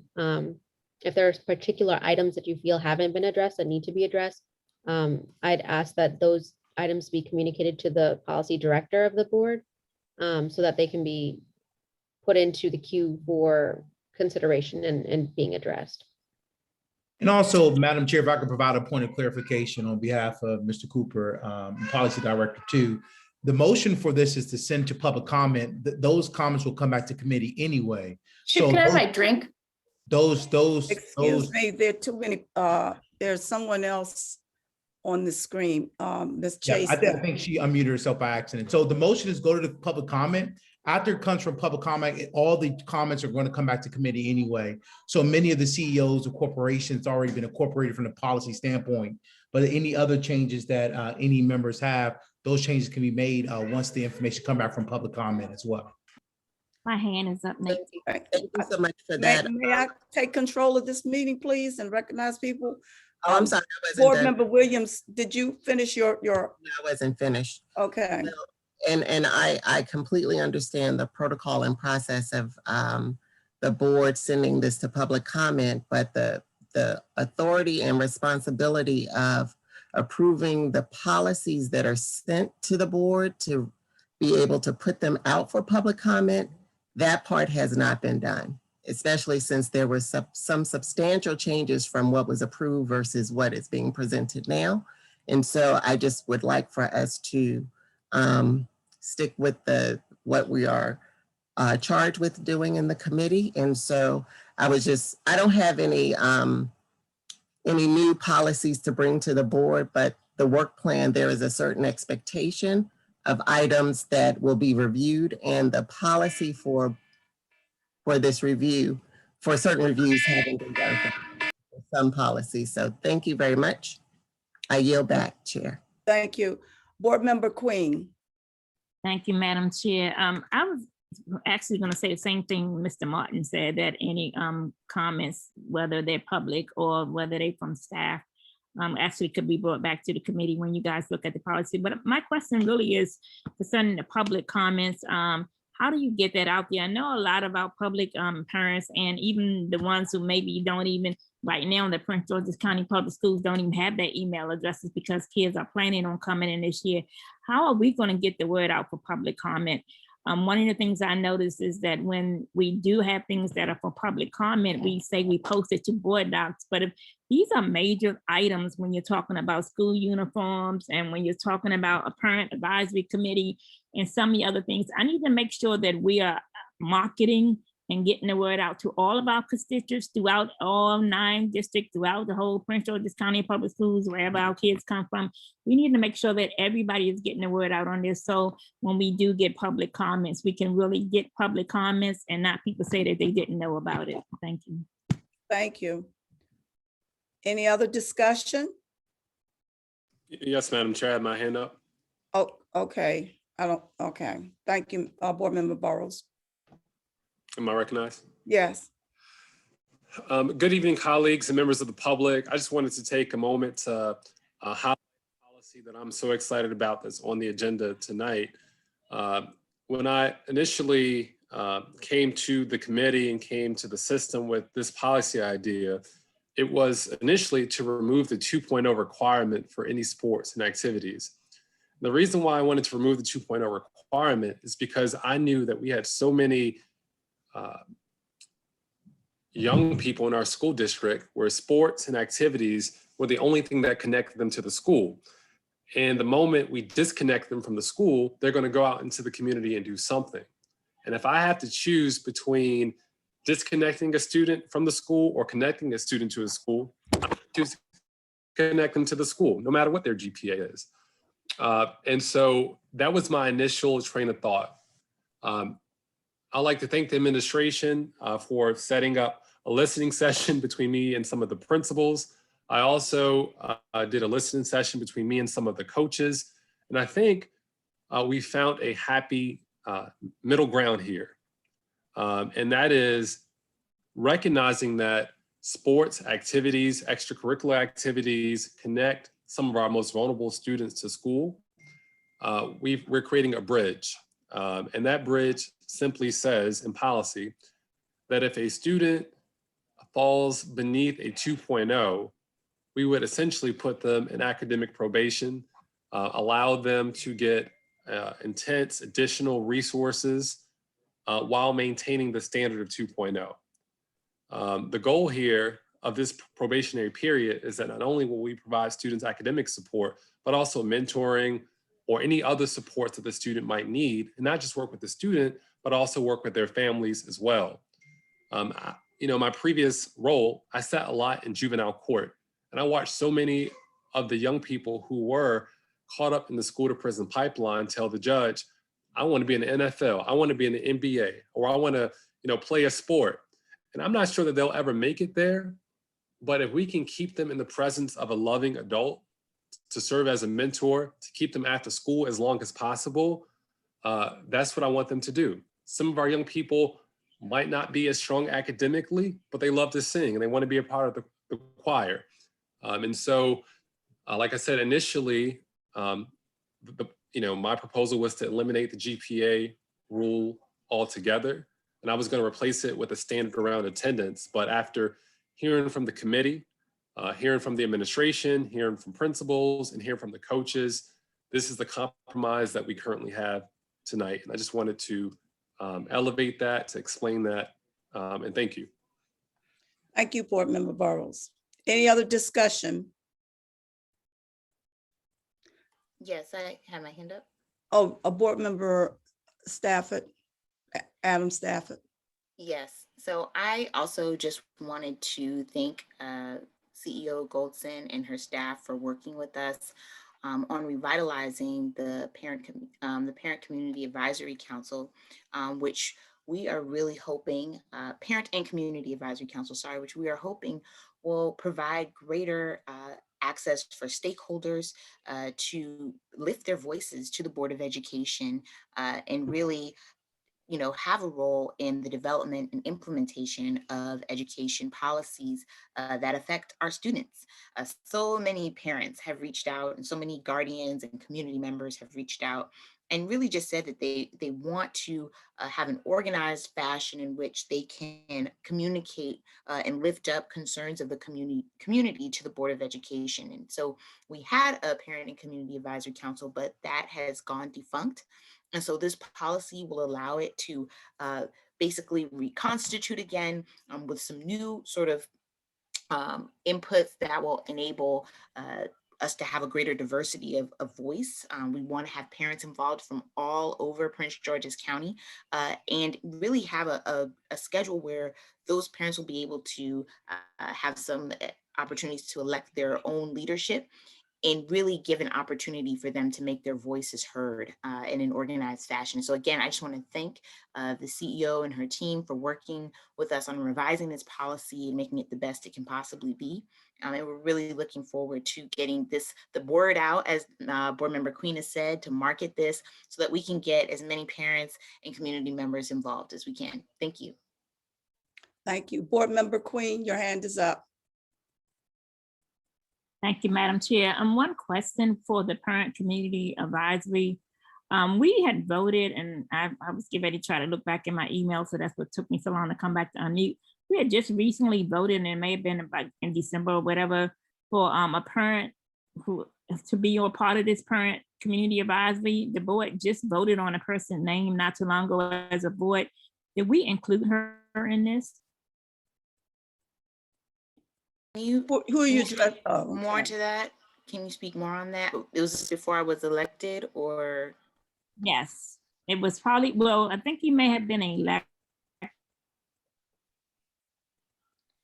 I think this board is going, this advisory council is going to actually have some members that will come from various aspects of the community, from the faith-based community, from the labor community, members that, you know, from Dr. Goldson's staff, and we're trying to get representation from each district. Are you thinking about like the representation to the state board for parents, or? Oh, sorry. So maybe I guess I want a clarification, because I mean, I'm trying to figure out, are you guys trying to start a new committee, or is this the same committee that we already had? We just voted the end of the year, and I guess I can find the email, and we have it as far as board docs. We voted to add, I'm not sure if her last name was Washington, someone to be a part of the current advisory committee. We voted on this and we accepted as a board when our past chair was the chair of this. And so now what I'm saying is, even though we're going to do this committee, how is that person that we just voted on a couple of months ago going to be a part of this committee? So that is my question. Yeah, I'm not quite sure of which committee you're speaking of, but this committee is basically reconstituting the PCAC, which was defunct. So that committee has not been active since 2019. And so we're basically reconstituting, and I believe that whoever this person is that we're speaking of, and somebody else can chime in here, they certainly would have the opportunity to be a part of this as well. It's open to anyone. I may be able to provide some clarification. Board member, I have not recognized you yet. It's a point of clarification if you. I know, but board member Queen, I had not determined whether she had finished her. Well, I'm still waiting. I guess I'm waiting for an answer from this committee, which is the report that Rahila did. So I'm assuming that they would have to give us an answer. Okay. And I can provide an answer. All right. Yeah, so under the policy that's before us, the issue that I think we had, Ms. Queen, before was that there was not a clear codified process by which members of PCAC, the selection, the process, we were, for one point is that we were defunct, and so the group was not meeting. What's in this policy right now, as proposed, is that the board office, with cooperation of the liaison appointed by the CEO, shall develop and implement the advisory committee application process, including announcements and application forms, and prepare for the board briefing packets to contain lists of committee vacancies, persons who have applied or have been recommended, current committee compositions, and copies of the application. So the board office, under this current policy that's being proposed, is going to be helping to navigate that process of figuring it out. And then once that occurs, then it will be the board that appoints members through a vote. Have you finished, board member? No, so I was able to. Excuse me. Excuse me. I'm sorry, Madam Chair. I was able to look it up. It was Ms. Brittany Washington. We voted on it as a board. She sent in, not only did she send in her photo, and she sent in her resume to be a part of this committee. So my clarification is because we voted on this as a board already, you guys, every board member voted on to accept her as a member of this committee. I just want to make sure that she is going to be working with, this committee. I understand it needed a process, because I don't even think we had a process. That was one of the things we talked about, having an application. But I just want to make sure that Ms. Washington, that we voted on as a board, is a member of this committee. That's all I'm asking you guys, okay, to make sure that we voted on this as a board, that we stick to what we voted on. That's it. Thank you so very much, Madam Chair. Thank you, Board Member Queen. Board Member Burrows. Thank you, Madam Chair. I think Ms. Queen just summarized it, but essentially what happened, I believe at the end of last year, a member of the community reached out to Ms. Queen saying that she wanted to be involved. Ms. Queen brought a name for this exact committee to the full board. The full board approved this individual, I believe unanimously, to serve on the Parent Advisory Committee. but the Parent Advisory Committee still remained defunct. And so now that we passed this policy, Ms. Queen is simply saying, we already have our first member of the committee. And so we just need to forward that information to the board office, and so that we can notify this individual of when the committee meets once this policy passes.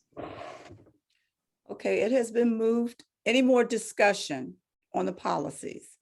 It has been moved in second that we approve for the approval of policies for public comment, policy 0114, policy 1500, policy 5122, policy 9340, and policy 5211.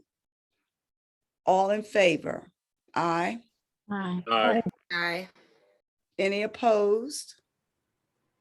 Any abstentions? I abstain. The ayes have it. We have one abstention. Thank you. Now we will move to the budget consent agenda. And we have several items. And before we move forward with them, I have been asked by board member Ahmed to pull 5.1, 5.9, and 5.10 and address them, vote on them separately, or to address them separately. So with that, I'm going to ask our CEO to introduce 5.2, 3, 4, 5, 6, 7, 8, and 9. Oh, no, 9 is to be pulled also. Correct. So that'll be 2 through 8. Thank you. Items 5.2 through 5.8 requires board approval of expenditure requirements for June 2021, fiscal year 21 financial review, financial payment and acceptance for work at Langley Park, McCormick Elementary School, Oakland Elementary School, Bowie High School, Thomas Johnson Middle School, and Heather Hill Elementary School. Thank you. Any questions? So moved. It's been moved. Did I get a second? Second.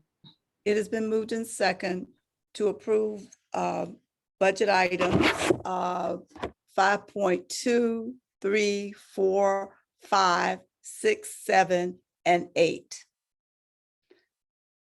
Any discussion again? All in favor, say aye. Aye. Any opposed? Any abstentions? The ayes have it. Okay, now we will move to item 5.1, NCS Pearson Company, Inc. Contract 002 through 20 modification. Ms. Ahmed, are you speaking on that? I have two questions.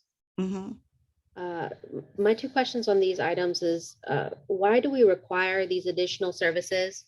And why are we opting for a change order as opposed to sending the product to bid, besides the cost savings, which I already understand have been noted in the board action summary? This item was presented by Dr. Strader, so I'm going to ask him to come on to respond. Certainly. So the two questions, the main purpose of this is to provide additional resources for our teachers to help formally assess our students in the effort of addressing learning loss. The reason why we're leveraging the Pearson contract amendment is because these items are actually going to be embedded within our Pearson Access platform, which is the assessment platform that we're using now for the administration, scoring, and reporting of our existing benchmark program. As part of the scope of work of that contract, of the Pearson contract, it also allows for teachers to construct their own assessments and administer them through the platform. Again, the administration, scoring, and reporting through that platform.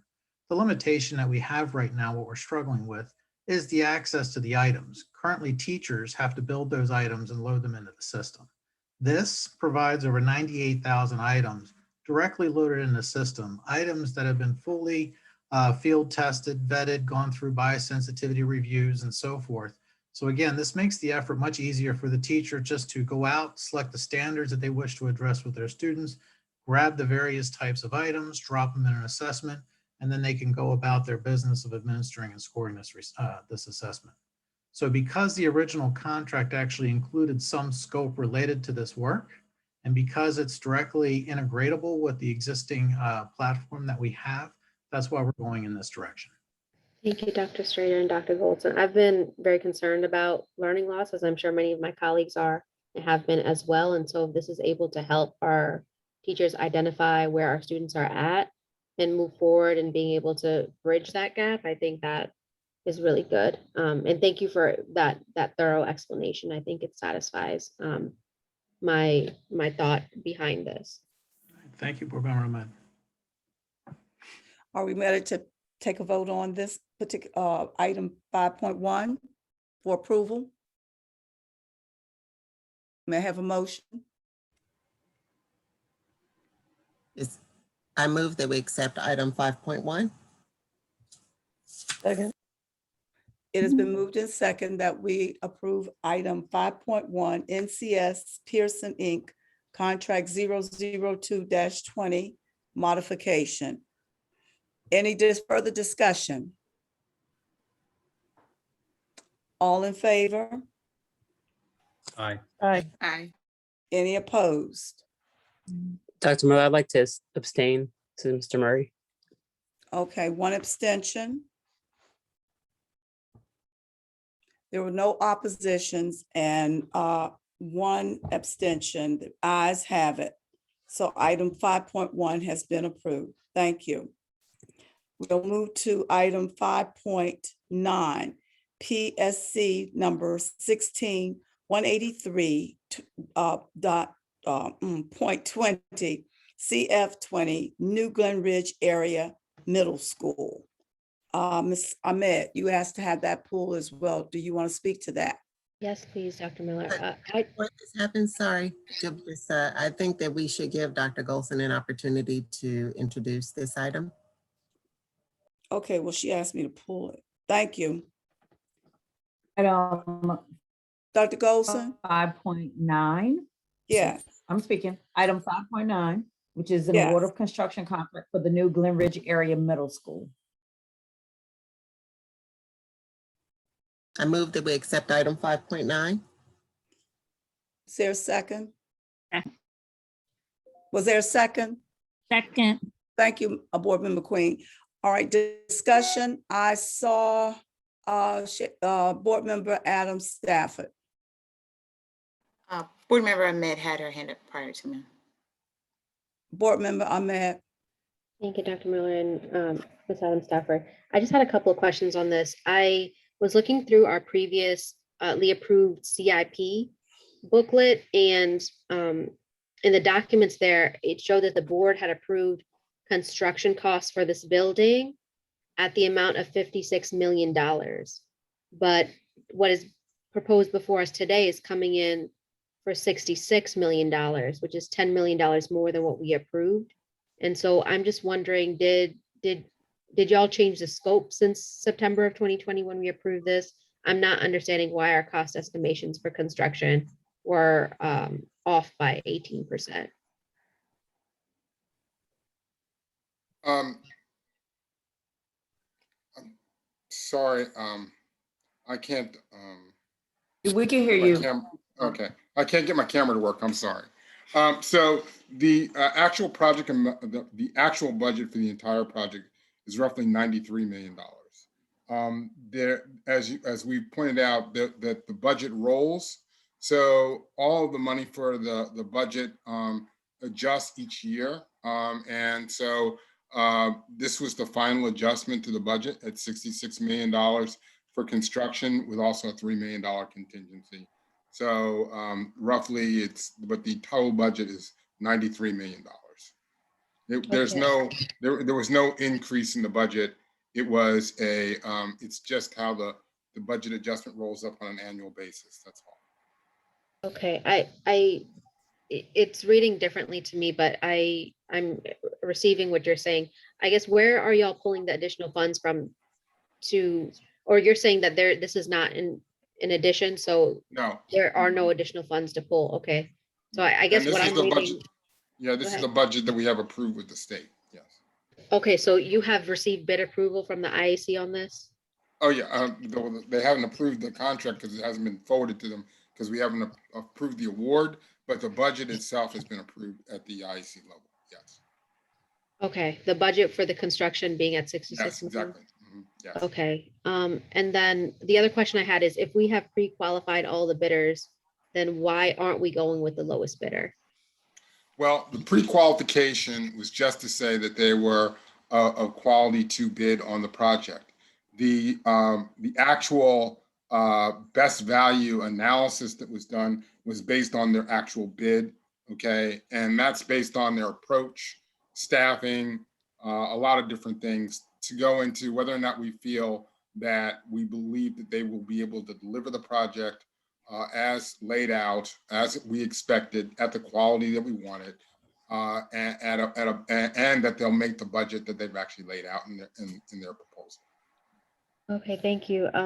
Mr. Matlock, I would just ask maybe moving forward, if that IAC approval for the whatever projects we're looking at in that moment, if there's a contract approval that comes in the future for that IAC approval information to be posted as well on board docs, because what I'm reading and what I'm reading that we have approved is not what you're saying now. So it's confusing to me. But I think it would be less confusing if it was presented. And I'll be mindful of that if this comes up in the future to ping that beforehand. I understand. Yep. Thank you. Board Member Queen. I just have one question since it was just brought up by Board Member Ahmed.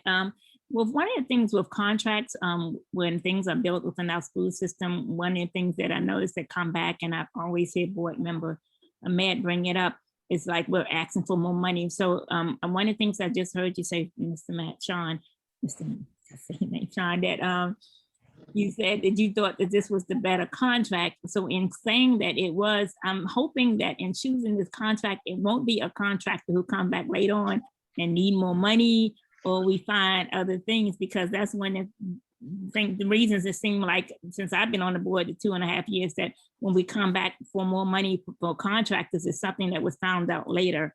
So I'm hoping that we've actually looked into all of this as we choose the contractor who is just a little bit higher, but if you're saying it being a better contract, I'm hoping that all of that has been looked into at the same time. Yeah.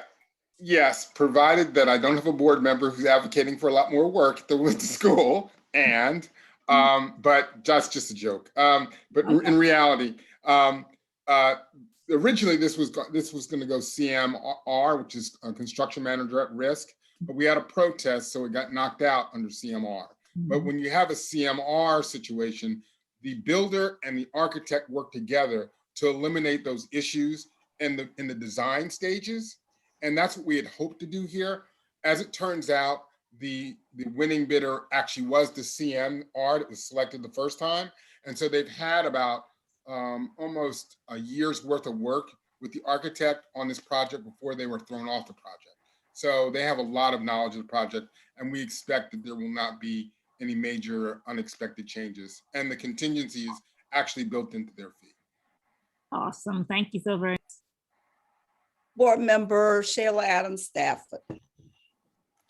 Yes, my question initially was also around the increased price to 66 million. And I was initially wondering if this was due to any delays or any fees from any other agencies. And so I just wanted I believe we've received a report on the progress of the schools. And so I just wanted to double check that had no bearing on that particular price point. And I understand now what you're saying is that it's included in the total contract amount. It's just, I guess, being billed earlier. That's what I'm understanding. Yeah, the way it rolls up, if you look at it each year, we're approving a portion of the budget, but the whole budget, like the final budget allocation won't occur until FY 22-23. So we're just, it gets approved in pieces every year and it rolls up. Thank you. Any further discussion? Board Member Williams. Thank you, Madam Chair. Mr. Matlock, can you talk about the reports that are available for the board and the public to see in regards to the progress of projects that are in the concept, design, and construction? And when projects go into construction, can you talk about the reports that are available to board members and the public that discusses potential change orders or changes that might occur? So we have a web page for or a page on our website for every major project, and we will keep everybody abreast of what goes on as far as the project itself is concerned. That is the progress of the project. There's also when we have change orders, we do report those on a monthly basis, as you know, to the board. And change orders usually there's several types of change orders. The first type of change order is when there is an unforeseen circumstance. That's usually when the builder comes back to you and says, I did not know that this was going to happen. It's going to cost me more to build this. I need a change order. Usually that we try to keep those within the contingency. And so we have a 5% contingency built into the price, and that's currently built into those construction dollars. There's another type of change where we come to them and say, you know, we like this building, but we would like to we'd like to make this one improvement. You know, we see what it looks like now, and instead of using marble or terrazzo, we'd rather use this other flooring methodology. And if there's a change, it could go up or it could go down based upon that change request that we make. In some cases are there, and then there is when there's an adjustment in price on something, a material or services, or there was a change that was made on site that caused the cost of the construction project to go down. As you may see from a number of the approved projects that were for closeout, a lot of our projects actually come in under budget as a result of these changes that occurred during the project, where they discover it was a more favorable situation, or they got a better price on concrete or something like that. And so the price can come down. And we try to report all that. In addition to doing that, what we are about to institute as part of the ACF, we're going to also try to write on the back of that is there's a set of reporting documents where we can now report out when contractors are paid and when MBEs are paid and the amount of MBE participation, and that will be linked to those pages as well. And that's a new thing that we're adding. And in some cases, on smaller projects, we even have time-lapse photographs that you can see on the website to show the change in the progress of the projects. So there's a lot of things that we try to do, but most of it's reported off the project page. Thank you so much, Mr. Matlock. I appreciate all of the reporting that has been occurring since I got on the board. We've gone from not too much information being shared with the board or available to the board to having so much information. And I love the fact that we're adding the MBE reporting in the future. I think that's going to be amazing, since we always have discussions about whether or not our projects have MBE participation. So I appreciate that. I think you all are doing a good job. And I'd like to take this moment to thank Dr. Golson for such an amazing website that has a wealth of information that's available to not only the board members, but the public, from solicitation process to jobs that are available, and now the construction progress and the report. So there is a lot of information that's available to keep everyone informed and to be transparent to the public where our public dollars are being spent. So thank you so much. Thank you, Board Member Williams. Any further discussion on item 5.9? May I have a motion?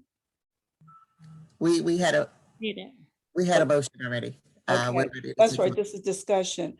All right, ready for the call for the vote. All in favor? Aye. Aye. Any opposed? No. Did someone say no? Yes, this is Board Member Ahmed. Any other opposed? Madam Chair, you have to call the roll. There's opposition. Call the roll, Mr. Martin. Ms. Ellis has it. Mrs. Adam Stafford, Yes. Mrs. Ahmed, No. Ms. Boozer Strother, Yes. Mr. Burrows, Yes. Mr. Harris, Yes. Ms. Jackson is absent, Mr. Montero, Yes. Mr. Murray, Abstain. Mrs. Queen, Yes. Mr. Thomas, Yes. Mr. Valentine, Abs- Williams, Yes. and Dr. Miller. Yes.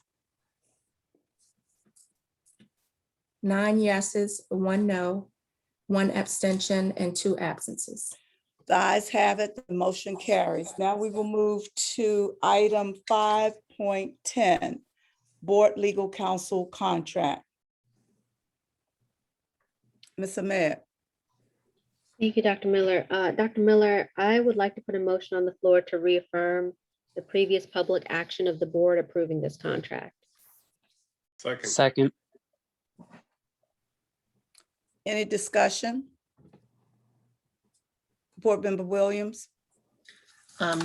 Since this is the first time that it's being presented to the entire, well, the majority of the board, I had a few questions about how we got to this point. My first question is, when was the authority given to individuals, board members, or a group of board members to solicit and select a temporary legal counsel? At what board meeting did that occur?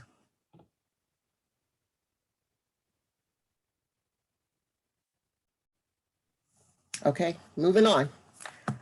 Since there was no response, what process was used to complete the review, the comparison, and the selection of this temporary counsel?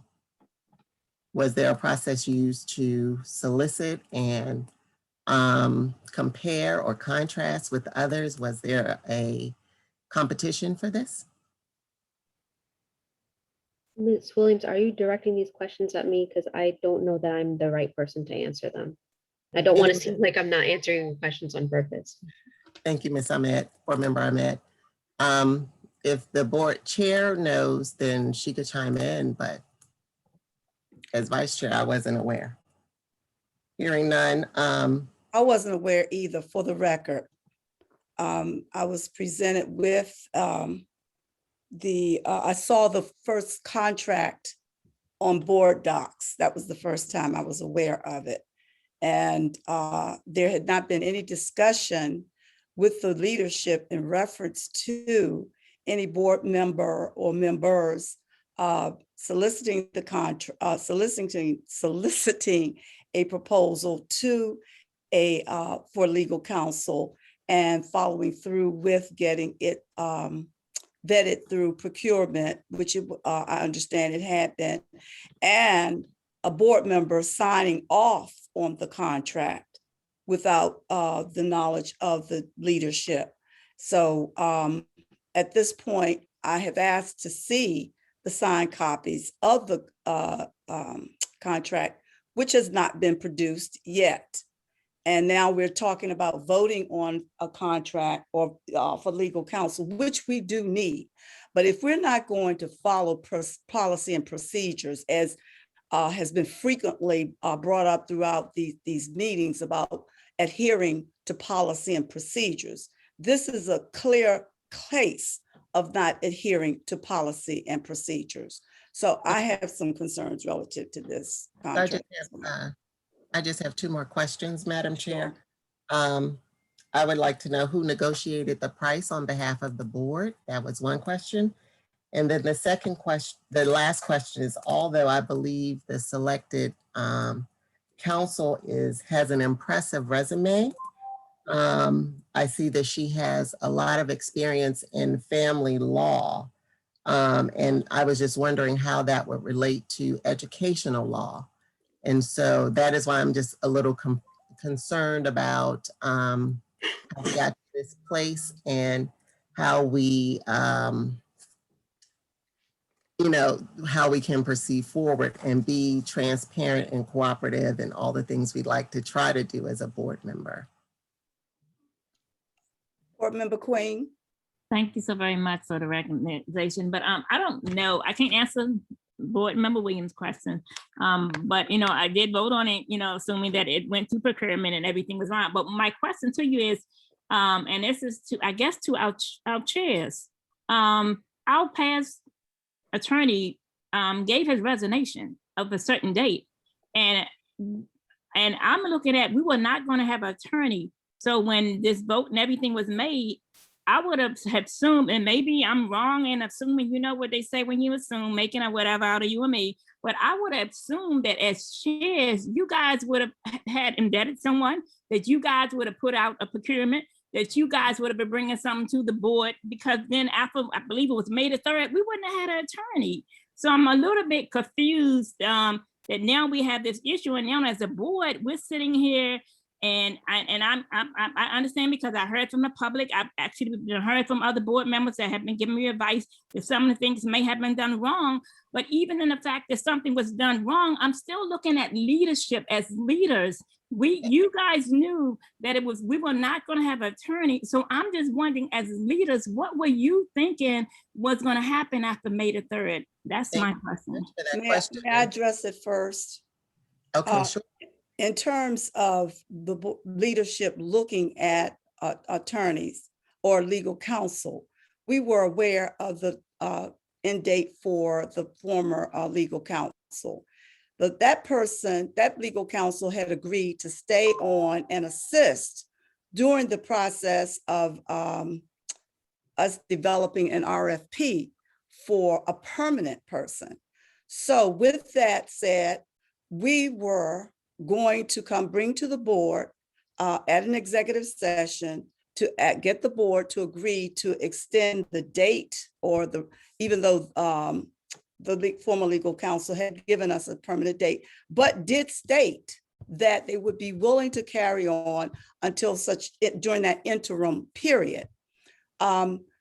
If you recall, we had an executive meet. Well, we were going to have an executive meeting, or I had on the agenda to have an executive meeting to discuss this issue. However, board members voted against having executive meeting.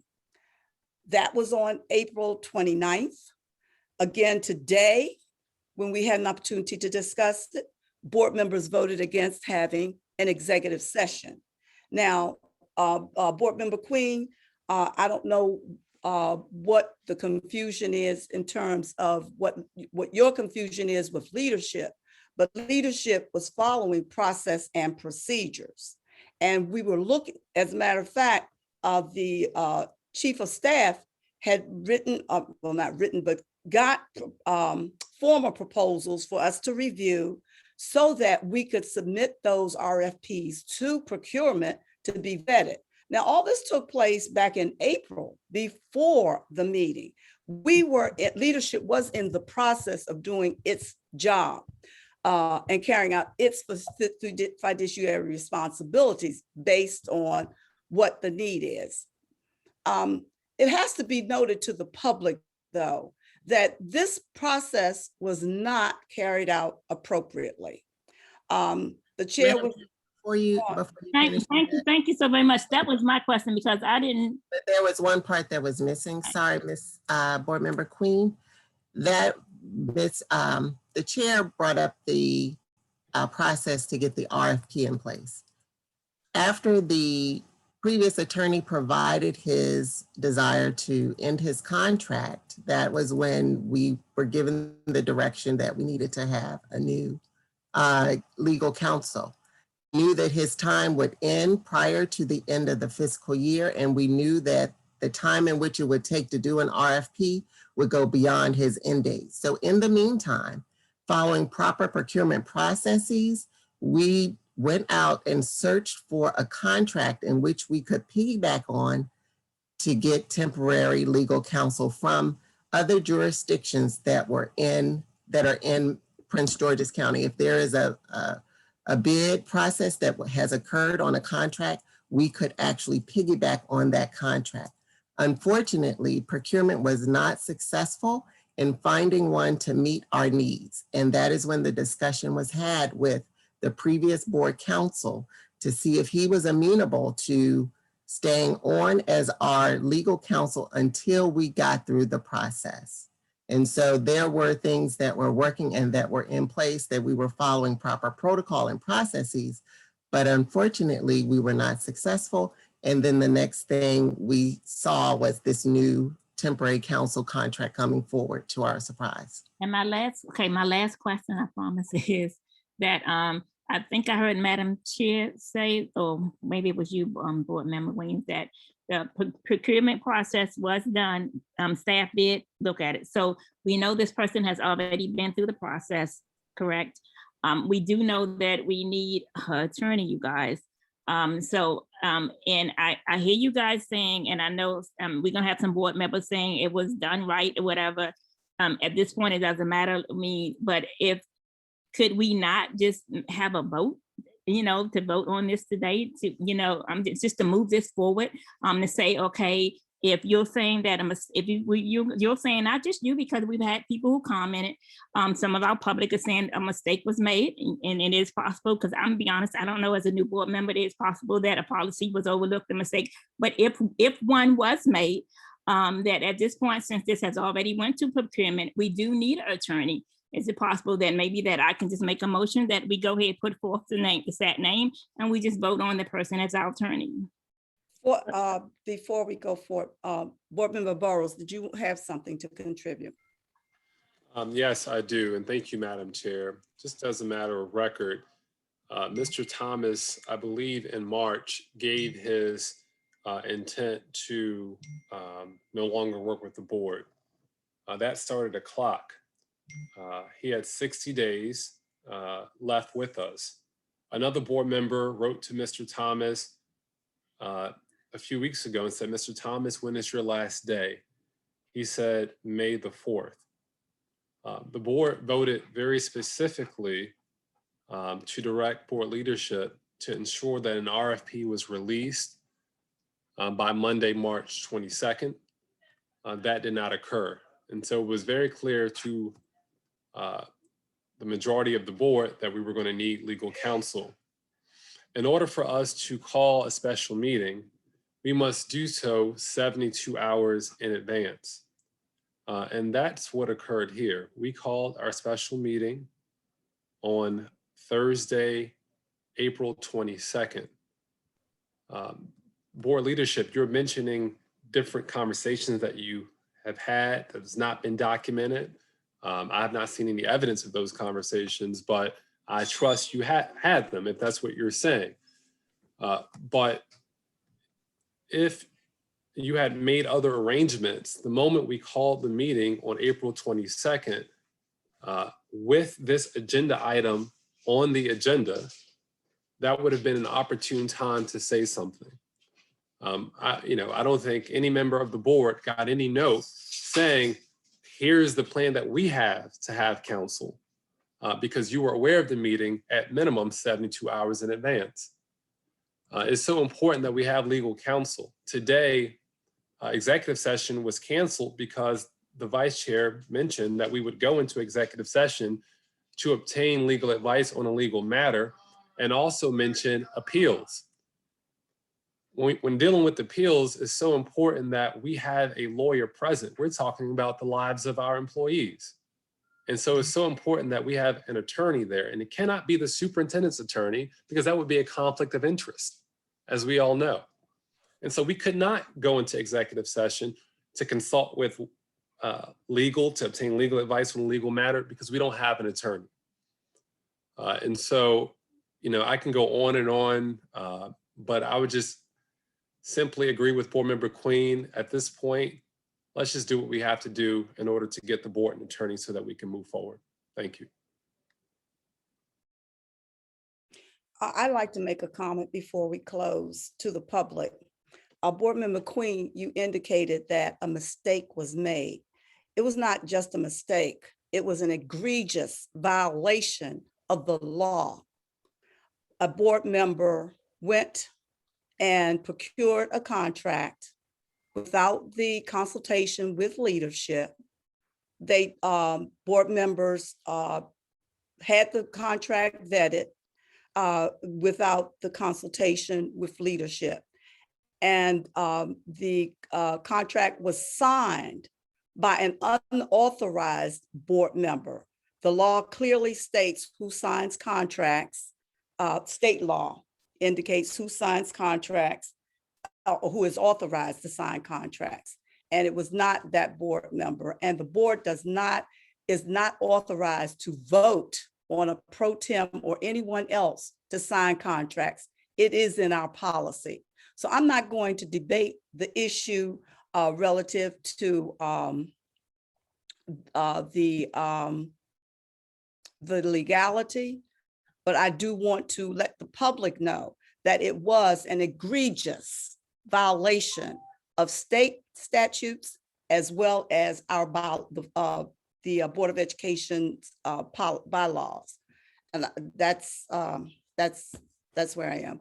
I think I saw Board Member Murray's hand first. Thank you, Dr. Miller. I was going to respectfully ask you to hold your comments because the policy does say the board chair shall sign. Legally, that means must sign. And so when you talk about how you didn't sign the contract that the majority of the board approved, that's you being derelict in your duty. So it only takes 7 board members to pass a motion that the student member cannot vote on, 7 adult board members. There were 7 present. The Attorney General has already opined, as you know, and I've read the letter, that is what quorum is for a meeting in which the student member cannot vote. And so the only person that has not fulfilled their duties was you in signing the contract. And if we had a lawyer present at this meeting, they would tell you that. And this is the first meeting that I've been at as a board member where we have not had board counsel of record, and that is due to your failings. In response to that comment, the matter of the April 28th meeting that was held, where all of these decisions about legal counsel is still under question in terms of the quorum, in terms of the decisions and that were made. So I'm not going to sit here and debate that. I just want the public It to is know under that, question by excuse you. me, The Attorney I am General has already speaking, ruled. and you are The Attorney out of General order. has You already are ruled, out Madam of Chair. You're not an order. attorney. I The Attorney am General has speaking. ruled. That's the top I lawyer, am and this also have speaking. not signed the contract. You have not been recognized. Thank you. And this is a problem with this board, the disrespect that you give to each other, especially to your leadership. Next, I'm moving forward. Board Member Pamela Boozer Struthers, please. Thank you so much, Chair Miller. Question I have is, I just want to understand who brought this council contract to the agenda today, and do you support this? Like, would you sign this contract at this point? Like that you would actually sign if it's voted on this evening? I'm just trying to understand how it got here in your position on this legal counsel to be interim. If you wouldn't mind responding. Thank you. There's a contract that's been signed by a board member. I have not seen it. I've asked to see it. I don't know what the content, I know what was on board docs, but there's a signed contract. And as Board Member Williams indicate, I don't know how we came, what agreement, how we came, well, I know how they came about it. And when I say they, those that attended the April 28th meeting and voted on it. The fact is, I've asked to see the contract that was signed by Board Member Burrows, and it has yet to be produced. So I am not derelict in my duties. I am trying to do the appropriate thing by looking at the contract and securing any contract that has been signed by this board member to bring back to the chair for review. And to date, no one seems to have or has produced a copy of that signed contract. Now, if necessary, we will get legal counsel to review this, but that is what has happened. And well, I hope I answered your question. Well, actually, I'm still a little, so there's a contract here in board docs, is this the same document that had previously been signed? And are we now doing this properly? I'm just trying to understand where we are. Okay, Board Member Williams, you have a question as well. Oh, no, I'm waiting. Okay, Board Member Queen. Well, we're just unsure if, just to answer Board Member Boozer-Struthers' question, we're unsure if this is the same contract that was signed. And therefore, we brought this to the board so that everyone will have an opportunity to review and make a decision on the contract that is presented on board docs. So there will be a vote on what is presented there on board docs, but we have to close the loop on that contract that's out there that is obligating to the board to something that we don't know what it is. So we need to get that back from all those parties. Thank you for the clarification. But then I did have another comment or point of clarification. Madam Chair, if it's okay. So just to be clear, the letter that was received that everyone is referencing from the Attorney General's office, it was actually a letter that was signed by the counsel to the General Assembly. So it was not the Attorney General himself. It was also a letter that was addressed to the Honorable Julian Ivey, who is not a member of the board. And so that is the letter that they're referencing. After reaching out to the proper office that would give an opinion on the work of the board, they stated, this is from Mr. Patrick Hughes, who is the Chief Counsel of Opinions and Advice. He stated that we unfortunately cannot provide legal advice to individual board members of the Board of Education. If the board would like to seek an opinion of the Attorney General on these issues, the board must submit a letter to the Attorney General signed by the chair of the board on behalf of the board. The opinion request should also include an attached legal opinion of the board counsel that could provide his or her views as the issues in question.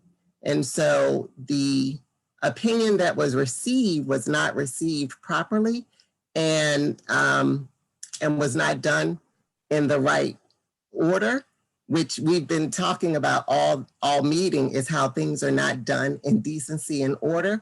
And so that is why that April 28th meeting is under question and currently under review. And it was noted in Mr.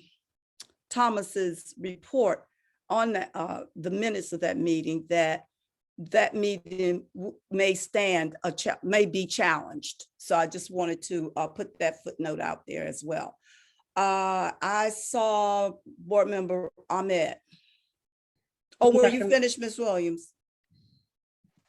Board Member Ahmed. Thank you, Dr. Miller. I just wanted to remind colleagues that I put a motion on the floor and it was properly seconded. Thank you. We're still having discussion. Board Member Queen. Thank you so very much. I guess my statement is really not a question anymore. It's just a statement is that you guys, we still need an attorney. We still need representation. I know that, and as I stated and Dr. Miller said, I said if, yes, I say if it was, and I know you're saying the fact that it was, but I guess we're waiting for the report to come in. So that's why I'm just doing it if, because I believe in everything is innocent until proven guilty. But if it was a violation or whatever, and if it was done wrong, and we have it on the agenda tonight, my question is why, and because it's already been through procurement, why we're not just voting on it to correct the mistake that you guys are saying is made.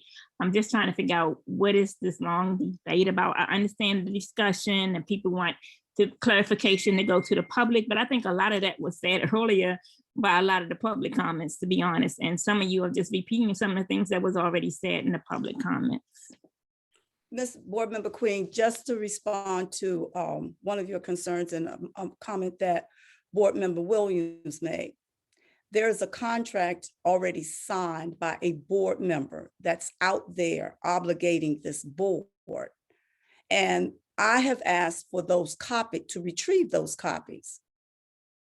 We can't have those contracts, some contract floating out there obligating this board.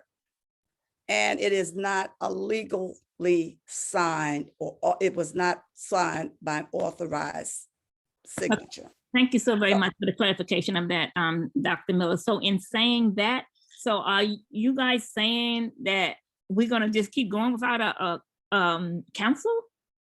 I'm saying that I'm asking board members to ask the board member who has a copy of that obligation to provide that copy to the chair so that we can move forward.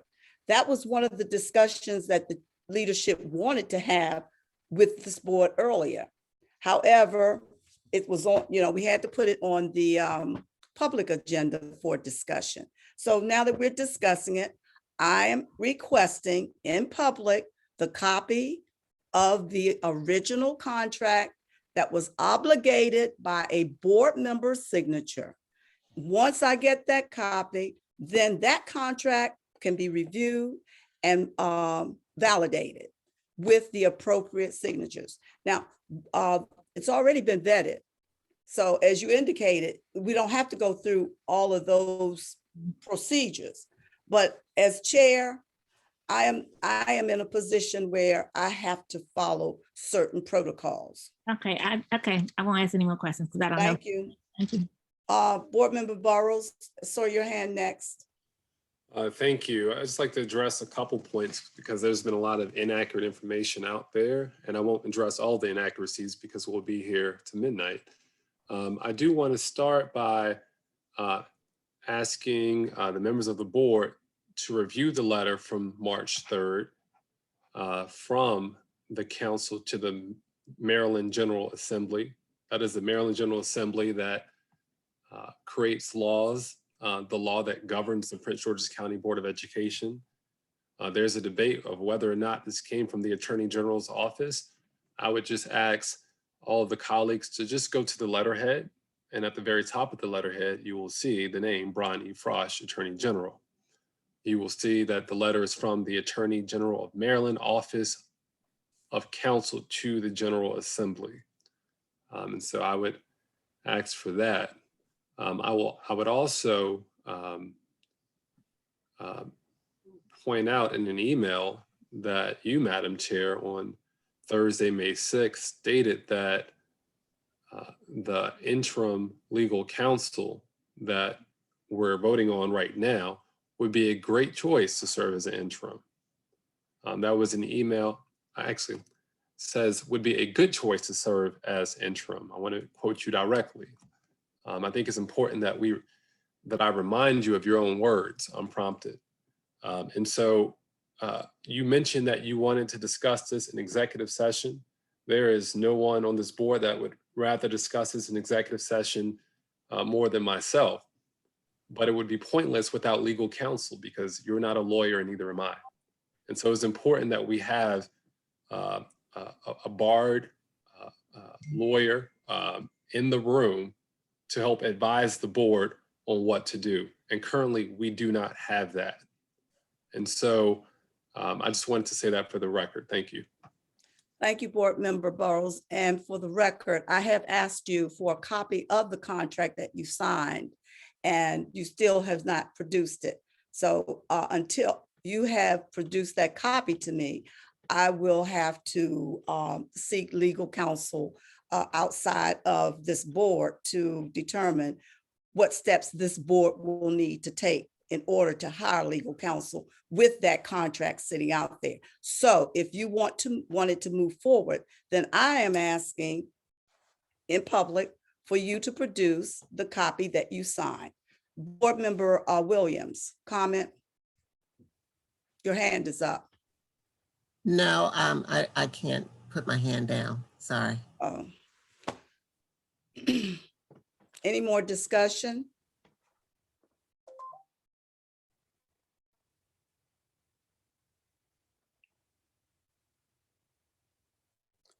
Is there what this, Queen, did you put a motion on the floor?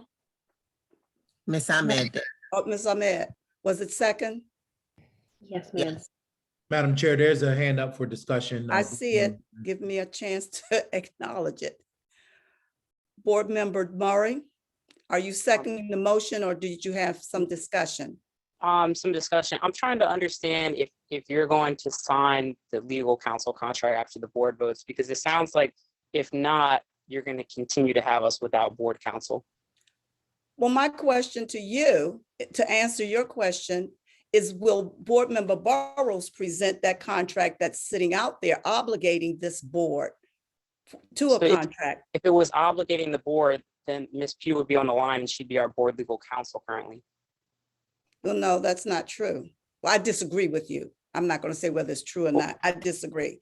The bottom line is you could take the motion, a contract, until Mr. Burrows produces that contract that is out there obligating this board to something that the chair has not had an opportunity to review.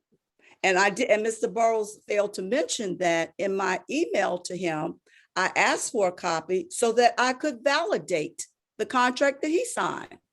So to He be still clear, did not produce it, so. the document on board docs is what the board is voting on. Yeah, You but as the board, chair, the chair is still asking for yes, the the chair, contract the that's chair sitting out shall there sign obligating this board. the chair shall sign contracts that the board approves. And so when the board approves this vote, you are obligated to sign that contract. That's your Did you job. read that to your chair pro tem? When that contract was obligated to this board? I don't Correct. know. And I correct. don't And as know the what's sitting out there, and I'm speaking now. I don't know what is this board has been obligated to.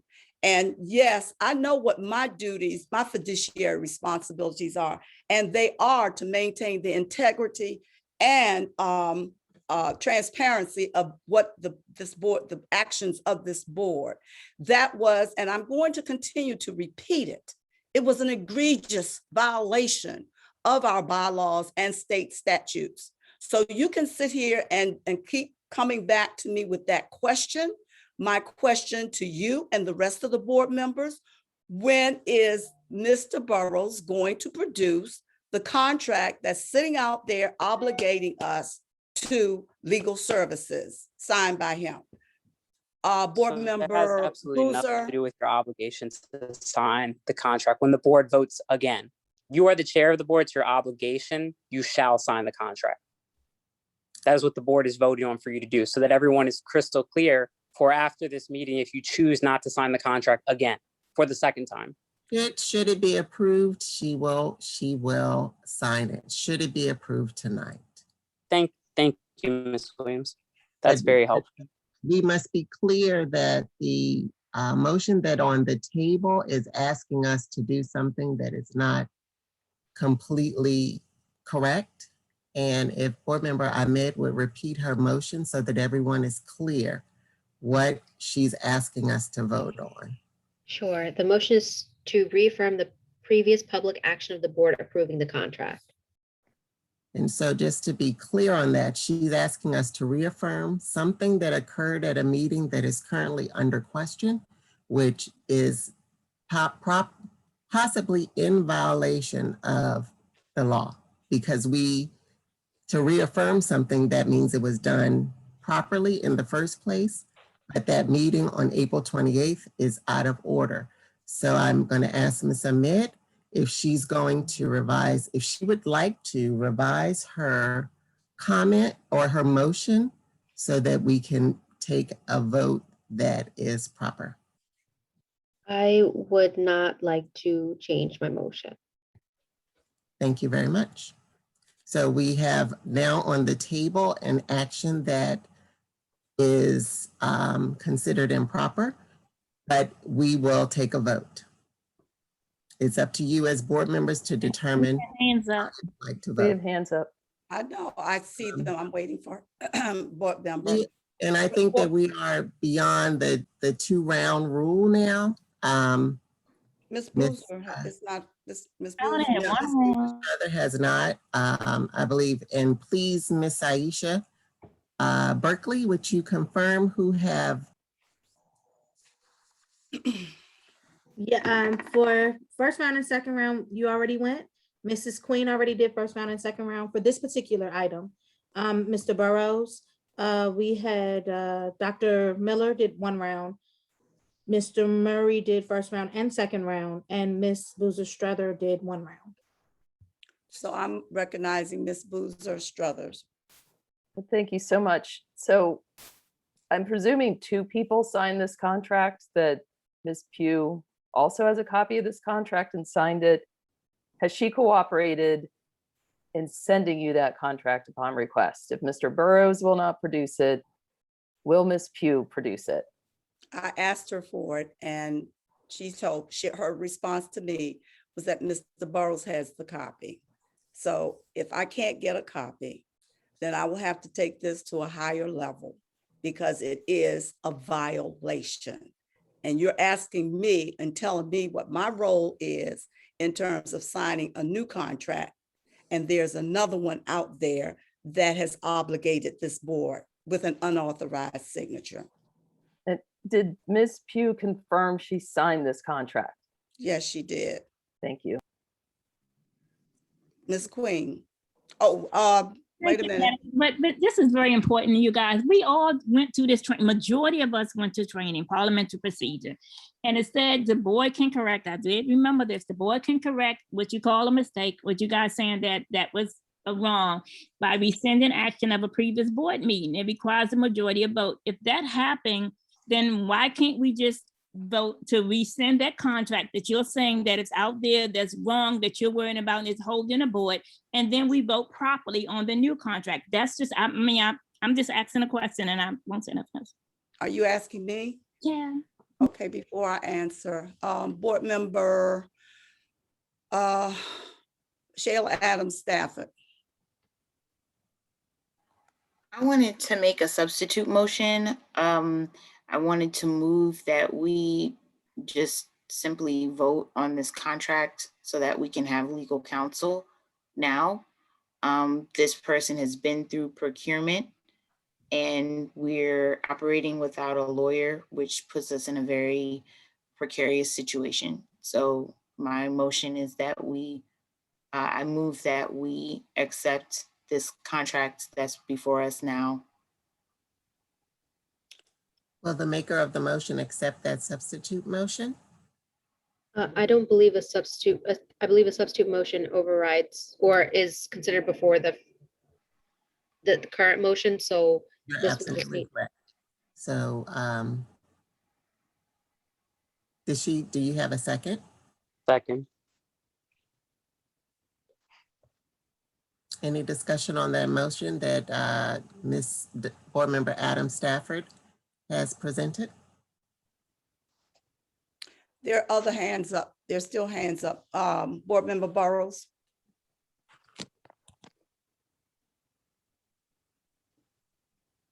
Board member Burrows, well, his hand was up. Board member Murray. Madam Chair, when do you anticipate being able to sign this contract? We haven't voted yet. Okay, well, maybe if you could give I us a don't date. have to give you a timeline tonight. We will take the It- vote. It And would be. as I have stated, Board Member Counsel. Murray, let me be very clear. That'd I be helpful. understand what the law says. I understand what the policy says. It appears that certain board members are rejecting the egregious violation and the fact that I have made a request as leadership and you are refusing to honor the request of the chair so that we can move forward. But you will not force this chair or this leadership to sign anything until this egregious violation of our bylaws and state statute has been cleared up. Next, Ms. Ahmed, I recognize you. Thank you, Madam Chair. I just wanted to point out, this has happened a couple of times at the meeting and happens once, it's okay, twice even, but this is the third time I've seen this happen. I just want to caution us against you recognizing an individual and then interrupting that individual, not letting that individual complete their thought or complete their time. That is it's hitting me some type of way because I wouldn't want that to happen to me. And so I just want to ask respectfully that when someone has the floor, that they have the floor. Thank you. And I'd like to respond that when I, the chair, was given a report, I didn't hear any comment from board members in reference to the disruption during the time I was reading, the times that I did not recognize board members and they chose to be disruptive and disrespectful. So Yes, you're Dr. reminding Miller. me, let's take your own advice and remind other board members. And I Sure. thank you. And I'm not cutting you I off. will thank you for that comment. I do want to note in the parliamentary procedure training that we went to, we were given a sheet that said point of orders, points Yes. that need to be raised. There is a chart that says that you may interrupt the speaker for that. And so that's what I was intending to do. I was intending to try and correct the situation that I thought was a situation. It was in no means a personal thing. This is what the parliamentary procedure is. And so that's why I did it in that way. And I wanted to make that clear that it was done because that's our parliamentary procedure. And that's the training that we went to together with several members of this board to try and be better as a board. And I'm hopeful that that will resonate to our future meetings so that we can move forward in a positive way. Thank you. And I was at that meeting and I adhere to what they stated in terms of parliamentary procedures. And it did not include board members continually interrupting and being out of order when the chair says you're out of order. Not you, Mrs. Ahmed, I'm board member Ahmed necessarily. I'm just saying in general. So I just want to make that clear that I understood that process as well. Madam Chair, I just want to make a point of clarification that the discussion time should be around the motion the substitute motion that board member Adams Stafford put on the floor. Was there a second? Yes. Then board member Adams Stafford, would you repeat your motion again, please? Board member Queen, please forgive me. I'm trying to move this process forward. And Well, I'm sorry, I'm gonna bring up the same question, you guys. You guys keep saying it's a mistake, and part of what we learned is say, and I hear board member Stafford's motion, but I think her motion does not correct what you guys keep saying is a mistake. So maybe if she would have said, because you keep saying that you're worried about some contract thing out there, and the board being, I guess, held accountable for this contract or something. So when she made that motion, if she could make the motion, and this is my question, to say that the motion can rescind the previous action made at the previous board meeting and vote for the contract for today. That's all. That was just my question. Board member Queen, are you making a friendly amendment to her substitute motion? I'm asking, is it right? I don't know what I'm making. I'm asking a question. Yes, you're making a friendly amendment that you add on or amend her motion with what you stated, but I think that the challenge is that contract is still out there, and we need to be able to write a letter to specifically say to void contract signed, dated, blah, blah, blah. Okay. We don't have any of that. So yeah, that was my question. Thank you. So would you like to restate your substitute motion to include? It was a question. I was just asking for clarification so I'm fine. Thank you.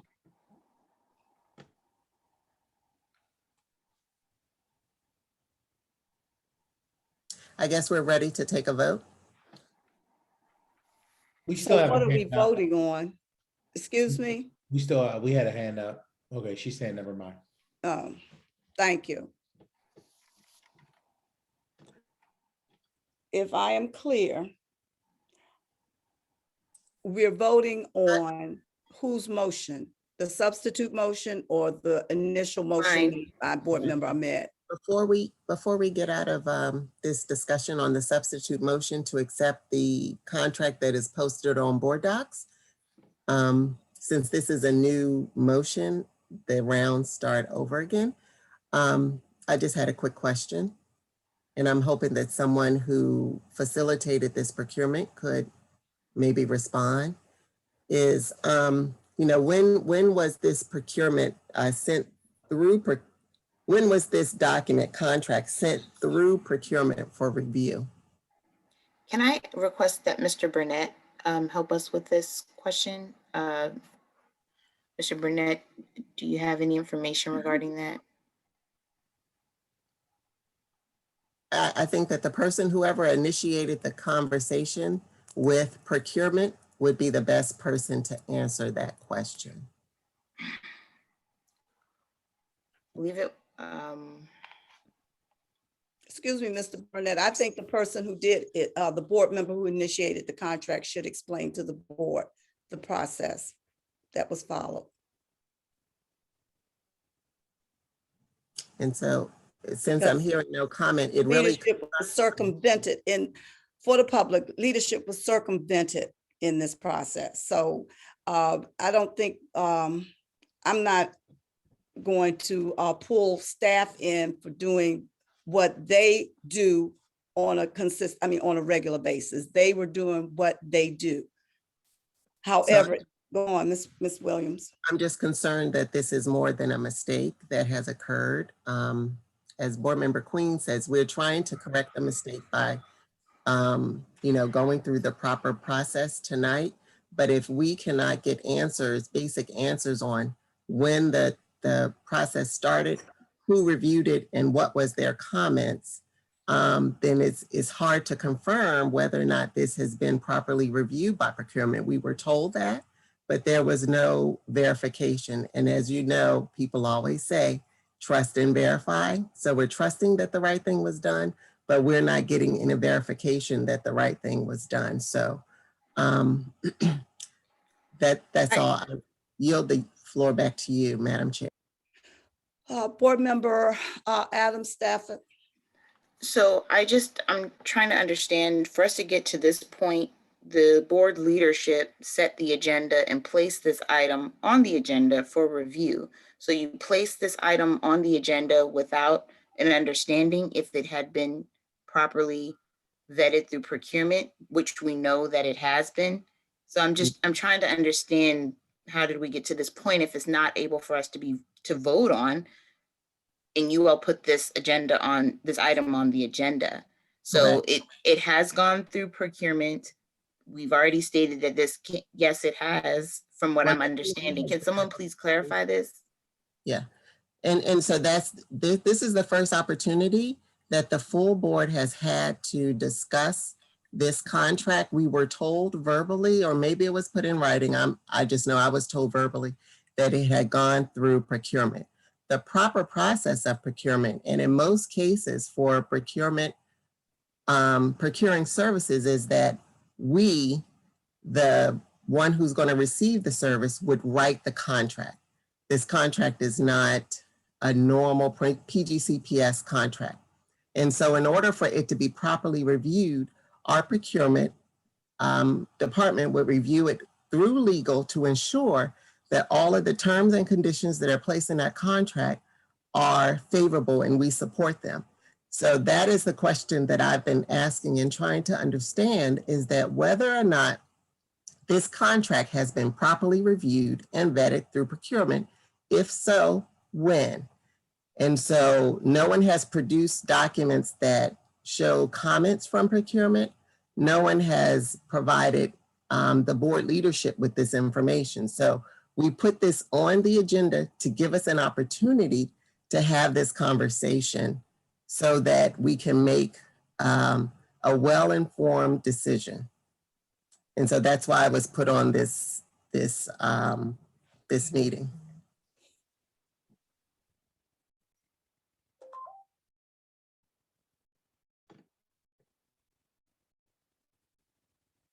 Oh, Board Member Adam Stafford, your hand is still up. Did you have another comment?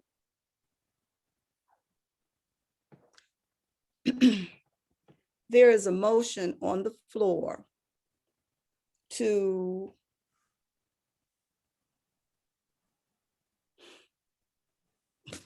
Approve the contract for legal services. and the one that's on board doc, listed on board docs now. Correct. Yeah, I guess we're ready to take a vote. yes, roll call, please. All in favor of moving forward with this, this contract that's listed on board docs, given the understanding that there is a contract outside still obligating this board. I'm calling for the vote. Ms. Ellis, would you call the roll, please? Yes, Mrs. Adam Stafford, Can you come back to me? Mrs. Ahmed, Yes. Ms. Boozer Strother, No. Mr. Burrows, Yes. Mr. Harris, Yes. Mr. Montero, No. Mr. Murray, Yes. Mrs. Queen, I'm abstaining. Mr. Thomas, Yes. Mrs. Williams, No. Dr. Miller, No. Mrs. Adam Stafford, Yes. 6 yeses, 4 nos, and 1 abstention. Motion fails.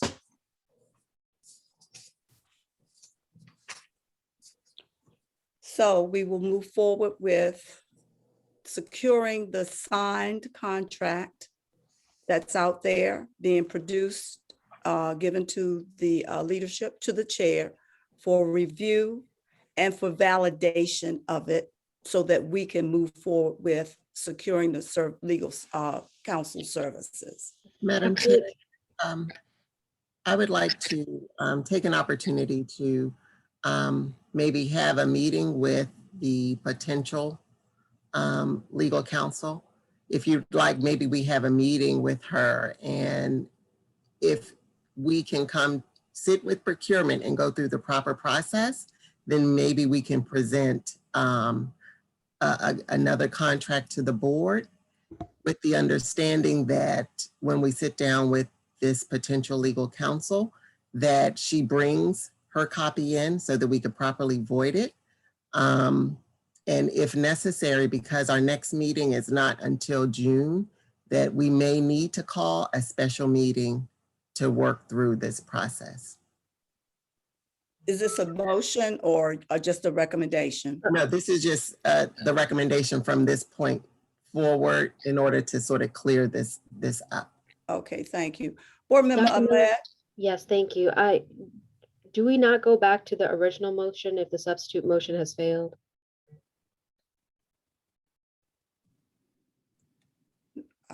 That's a good question. I don't know. I wish we had legal counsel here too. I'm sorry. Ms. Ahmed, Board Member Ahmed, may I ask your indulgence in following through or following up with Board Member Williams' recommendation that we do meet with the proposed legal counsel and take this process, take this issue through the process appropriately. Madam Chair, I believe that we should still vote on the substitute motion. If that fails, then y'all can proceed as you deem appropriate.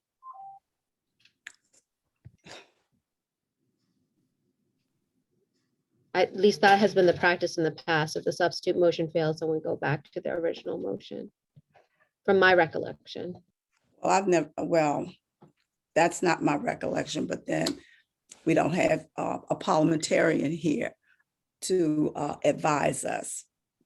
And if it's not the case, then I can put the motion back, this motion on the floor that I had put previously about reaffirming the previous public action of the board approving the contract.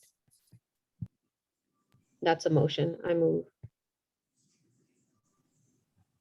Is there a second? Second. It has been moved in second to repeat your motion, Board Member Ahmed. The motion is to reaffirm the previous public action of the board approving the contract. Are you saying approve the action that was taken on April 28th? At that special board meeting? Is To that what you're referring to? Yes, to reaffirm the previous public action of the board approving this contract. So this was the meeting that occurred where this contract was before the board for a vote. Board Member, okay, were you finished, Ahmed? Mr. Mayor? Board Member Williams? I think we're on the same wavelength as this, Madam Chair, for us to reaffirm something that happened at a meeting that is currently under question, that would be out of order. And so as the chair, you can call that motion out of order. So moved. I call that motion out of order, and I would like for us to move forward. Madam We Chair. will- Chair, I move to challenge the motion of the ruling of the chair. Second. Okay. And I believe, as we learned at our Robert's Rule meeting, that the chair has the final ruling on this, and she has the authority to facilitate the meeting and move on. And that is what I'm going to do. And if there are any challenges, there are legal resources that each board member is entitled to challenge the decision that the chair has made. With that being said. Point of order, the board can challenge and take a vote upon a ruling that's made by the chair at the meeting. Where I is don't that? under- Where is that? That's in parliamentary procedure. Is there? What parliamentary, quote the parliamentary procedure? Well, I can't quote it at this moment, but this has always been. Then, because we it's have not. done- Oh, Alex, have we I'm sorry. I not done this? apologize. It's okay. Have we not done this before, even before this Not meeting? during my leadership. Okay, Madam Chair, help me understand, are we, and if so, if I have to move to reconsider, because my thing is we need an attorney. You guys hear all that's going on, and I know you guys keep saying a contract is out there, but we need representation. We need representation. This vote, I mean, you guys put it on board. It's been said that you said the person seemed like she's a good candidate. I understand it's a whole lot of other issues going out that, you feel like they may have to be investigated, but when it all comes down to it, we need representation. So why we are not voting on this contract tonight, I'm not understanding. Ms. Queen, are you making a motion to reconsider? If for us to vote on this contract, yes. Second. Thank you. And so, as mentioned before, we are trying to do this in proper order, as leadership has been appointed to do, is to facilitate the work of the board in proper order. And so, like I mentioned, like I asked Dr. Miller to consider, is to have a meeting with Ms. Pugh. At that moment in time, she could bring the contract in, and we will void that contract that she brings in. Then we will work with procurement, and we will do this as expeditiously as possible. We will work with procurement to put together a proper contract. Since our next meeting is not until June, we will probably need to call a special meeting where we will vote on the contract that is put together by procurement. Well, I'm sorry for interrupting you, but can you just make a motion to do that, Ms. Williams, Board Member Williams, so we can have all this done, and we know that we're going to have an attorney. We know that our chair is going to sign it. We know that you guys going to bring Ms. Pugh and you're going to vet her. I mean, instead of us going through all of this. Ms. Williams, there's a motion on the floor from Ms. Queen, seconded by Mr. Burrows. And so again, if the chair calls it out of order, she has the authority. A motion to reconsider cannot be called out of order. And so unless you all want to work in a out of order and in chaos, that's up to you guys. but that is not what I signed up as a board member. So It was a I would motion to like to, reconsider. So we need to vote on that Point of motion. order, point of order. I'm just trying to understand why board members are so anxious to move into a contract to be signed when we have been obligated to another contract. All Board Member Williams is asking that we move forward with signing a contract or getting a contract vetted. Well, and the one on board docs it's been indicated that it's been vetted and verified, and to move forward with me with the potential legal counsel. Okay, to so retreat. I'll pull my motion back. Ms. Williams, can you make your motion, please? Thank you. Thank you, Ms. Queen. I motion that the board chair meets with the potential legal counsel in the next week and work with procurement to get a new contract written up.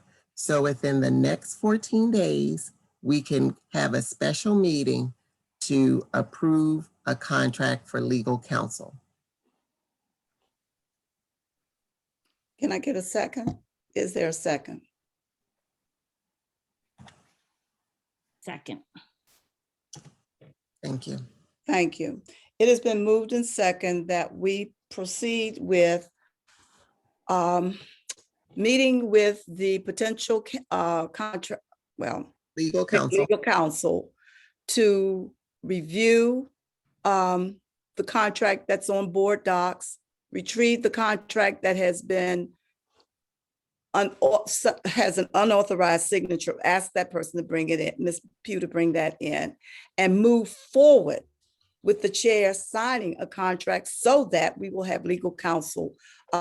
We can hire legal counsel expeditiously. Let's call for the vote. Roll call. Madam Chair, there are hands up on this motion. Oh, discussion. Yeah, there are two hands, Board Member Mary and. I see them. I see one. I see Mr. Board Member Murray. You can come back to me, Madam Chair. I don't see anybody else's hand. I only see yours. Board Member Murray. Board Member Murray, your mic is off. Yeah, I was the seconder on Miss Queen's reconsideration. She withdrew Right, it. but doesn't the seconder have to withdraw it as well? She was the maker of the motion. I was the seconder of the motion. We have another motion on the floor, and we're going to move forward because this is getting it's beginning to be the hour is late. I'll put it that way. So with that motion being on the floor, Ms. Ellis or Ms. Who's going to call the roll? Ms. Ellis? Sorry, can you read the motion again? It was quite long. Can you just Ms. Williams, would you recite your motion, which was seconded by Ms. Queen? The motion is to meet with a potential legal counsel to void out the existing contract, to work with procurement to create a proper contract, call a special meeting with the board so that we can approve the contract and bring her on board properly. And that will occur within the next 2 weeks. Roll call. Point of order, Madam Chair. According to Robert's rules, it says the maker of a motion may withdraw his or her motion at any point in time before a second.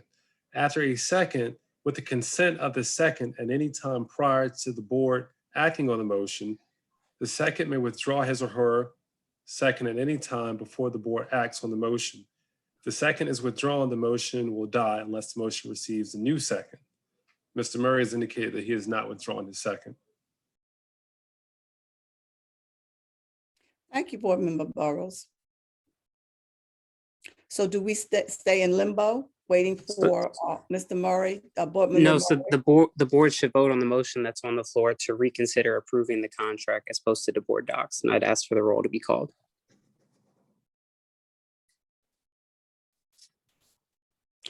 Roll call. Mrs. Adam Stafford, Yes. Mrs. Ahmed, Yes. Ms. Boozer Strother, No. Mr. Burrows, Yes. Mr. Harris, Yes. Mr. Montero, No. Mr. Murray, Yes. Mrs. Queen, Among the same. Mr. Thomas, Yes. Mrs. Williams, No. Dr. Miller, No. Motion fails. Madam Chair, I'd like to make a motion that we, again, meet with the potential legal counsel, void out the existing contract that's out on the street, meet with procurement to develop a proper contract, call a special meeting to vote on the proper contract, and do this within the next 2 weeks so that we can have legal counsel in as quickly as possible. Second.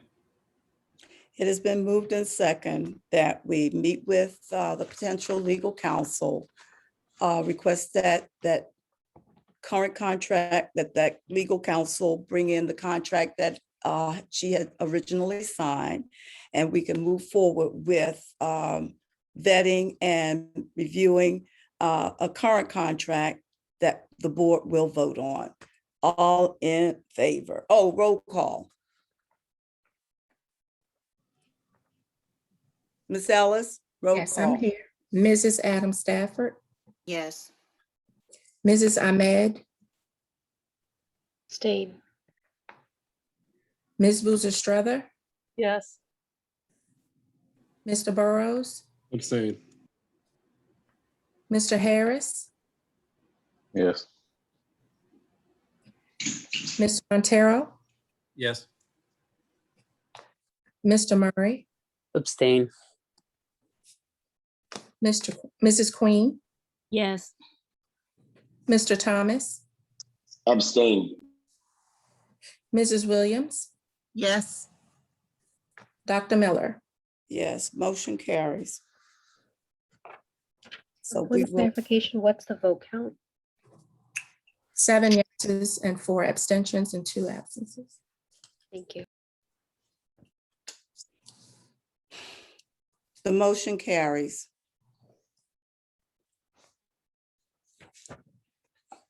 So 510, the board, well, I'm not going to repeat it again. It's in the record, and we will move forward with that, the contract. Next is unfinished business on the second reader. And Dr. Golson, please introduce. Thank you, Madam Chair. Item 6.1 requires board approval of the fiscal year 2022 amendments to the fiscal year 2021 approved educational facilities master plan. May I have a motion to approve 6.1 as a second reader? Your mic isn't on. So moved. Second. It has been moved in second. Discussion. Board Member Ahmed. Thank you, Dr. Miller. Colleagues, I just wanted to explain my vote here. If I'm reading this correctly, the chart in the appendix that was provided, the school district will be building 3 to 4 schools through the traditional means, the non-P3 methods for 5 out of the 6 years in this amended proposal. And in my view, doing 3 to 4 schools for most of the years for cycle 1 is not good enough for our needs. We have 200 plus schools that need to be renovated over time. And at this rate, we won't get through it for another 50 years. And P3 is not the answer to that, because that program only addresses a small group of schools, and it's very expensive, as you all know very well. I do acknowledge one thing that the administration has put in the memo, the board action summary, that we don't have enough capital money to meet the needs of our district. But it's my belief that we also don't do the best job of spending our money within budget and delivering on time.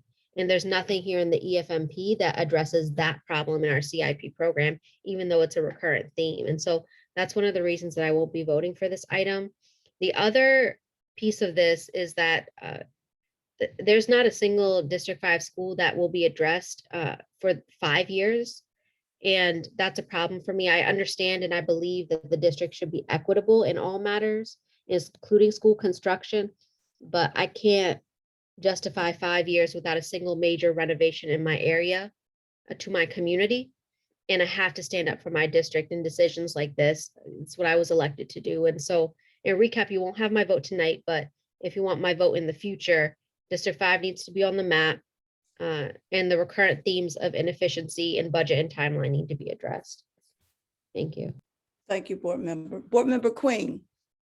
Thank you so very much. I just want to say thank you for recognizing me first, Madam Chair, that I do understand what Board Member Ahmed is definitely stating, but as I've been listening and going to a lot of these new schools built, that certain areas have been overlooked.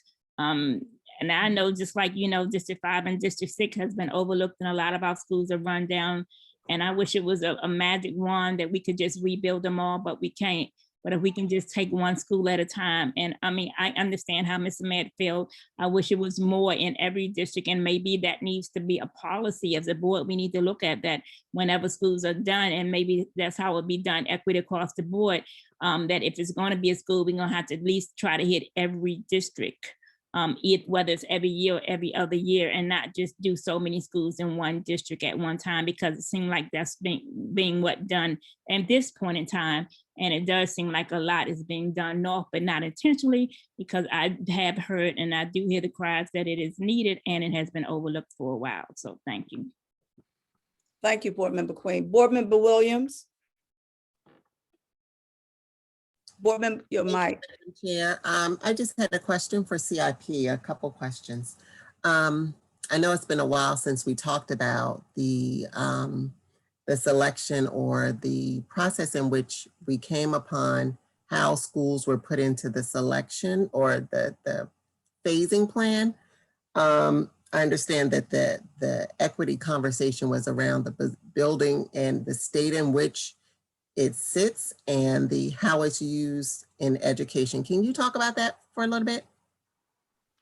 Well, back in 2015, there was an assessment made of all the buildings in the entire district. That assessment was then followed up by another assessment within that same time frame.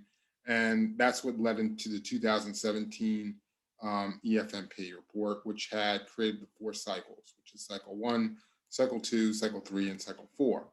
Cycle 1 schools were those schools that had certain characteristics.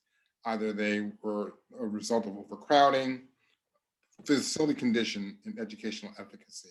And they were considered, when you took those 3 characteristics, they had the highest scores for those characteristics, which then put them at the top of the list for replacement. And then as you move down, we filled cycle 2. And as we move down further, we filled cycle 3. We are going to do another assessment of cycle 2 and cycle 3, just to make sure that they're currently stationed properly. We're not changing cycle 1. So there are several reasons why we're not changing cycle 1. The first being that we will be getting through almost all of cycle 1 pretty quickly, especially if we get the second tranche, which the legislature has given us a potential second tranche, which could pretty much wipe out most of the elementary schools that we have to do, if that's the direction that it's chosen to go, but potentially it could take out the elementary schools. Then we're left with the high schools, which we're doing. So right now we're doing 3 schools are in construction now under a traditional method.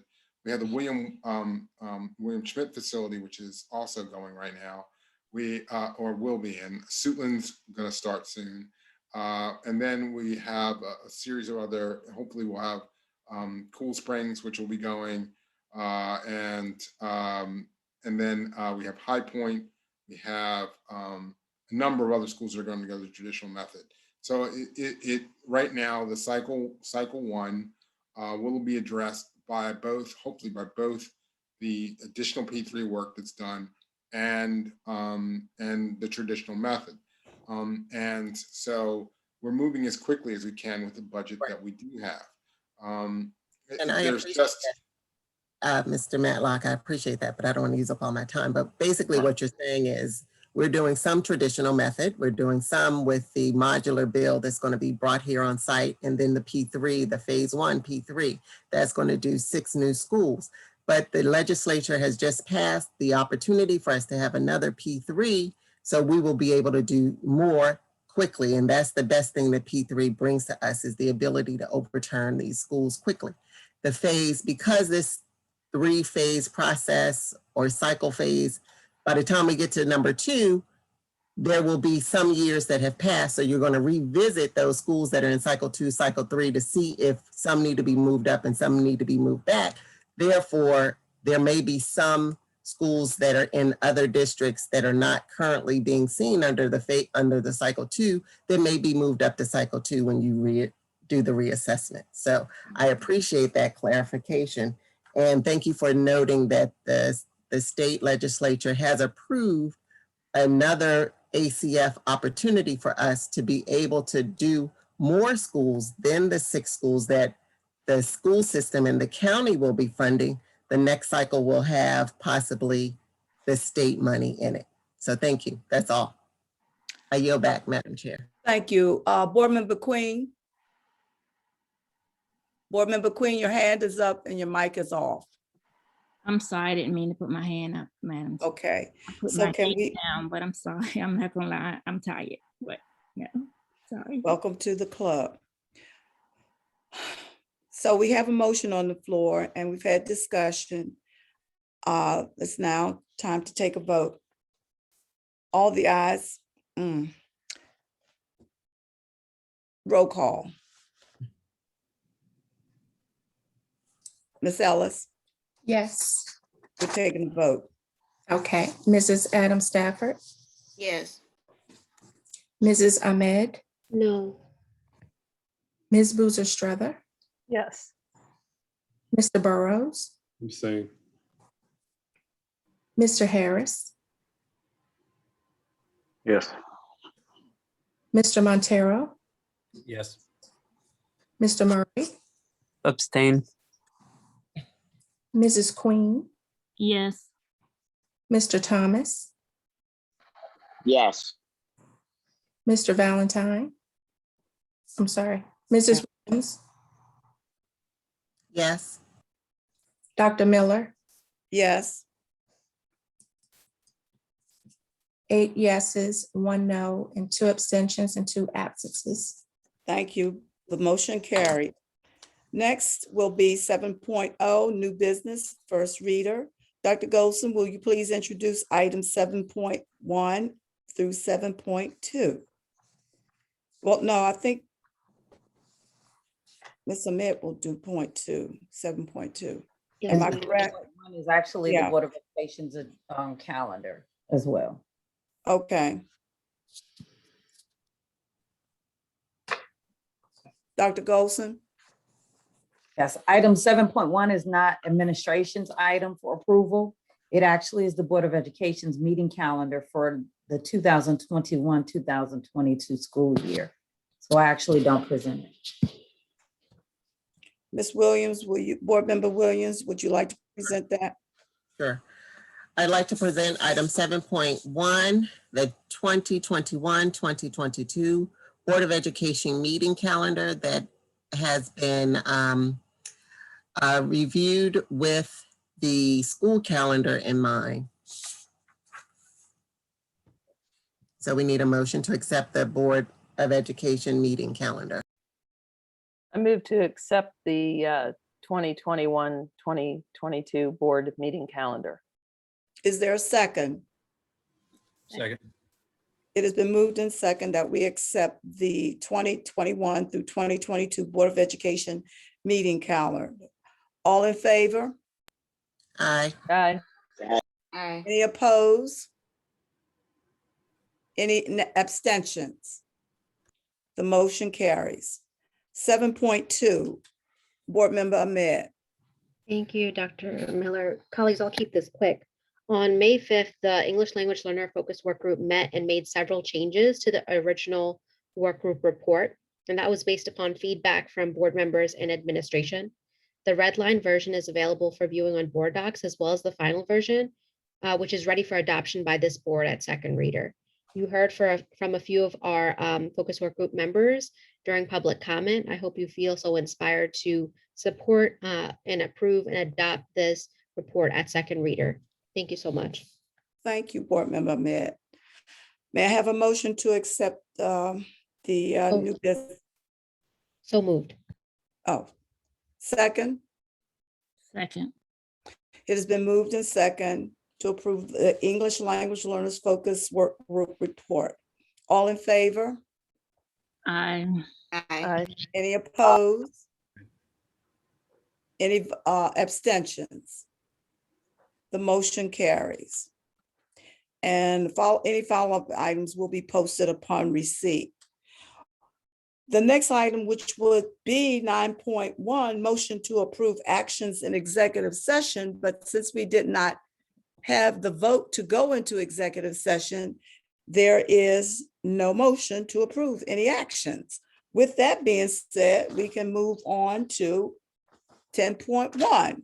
I make a motion that we adjourn. Second, it has been moved and second that we adjourn.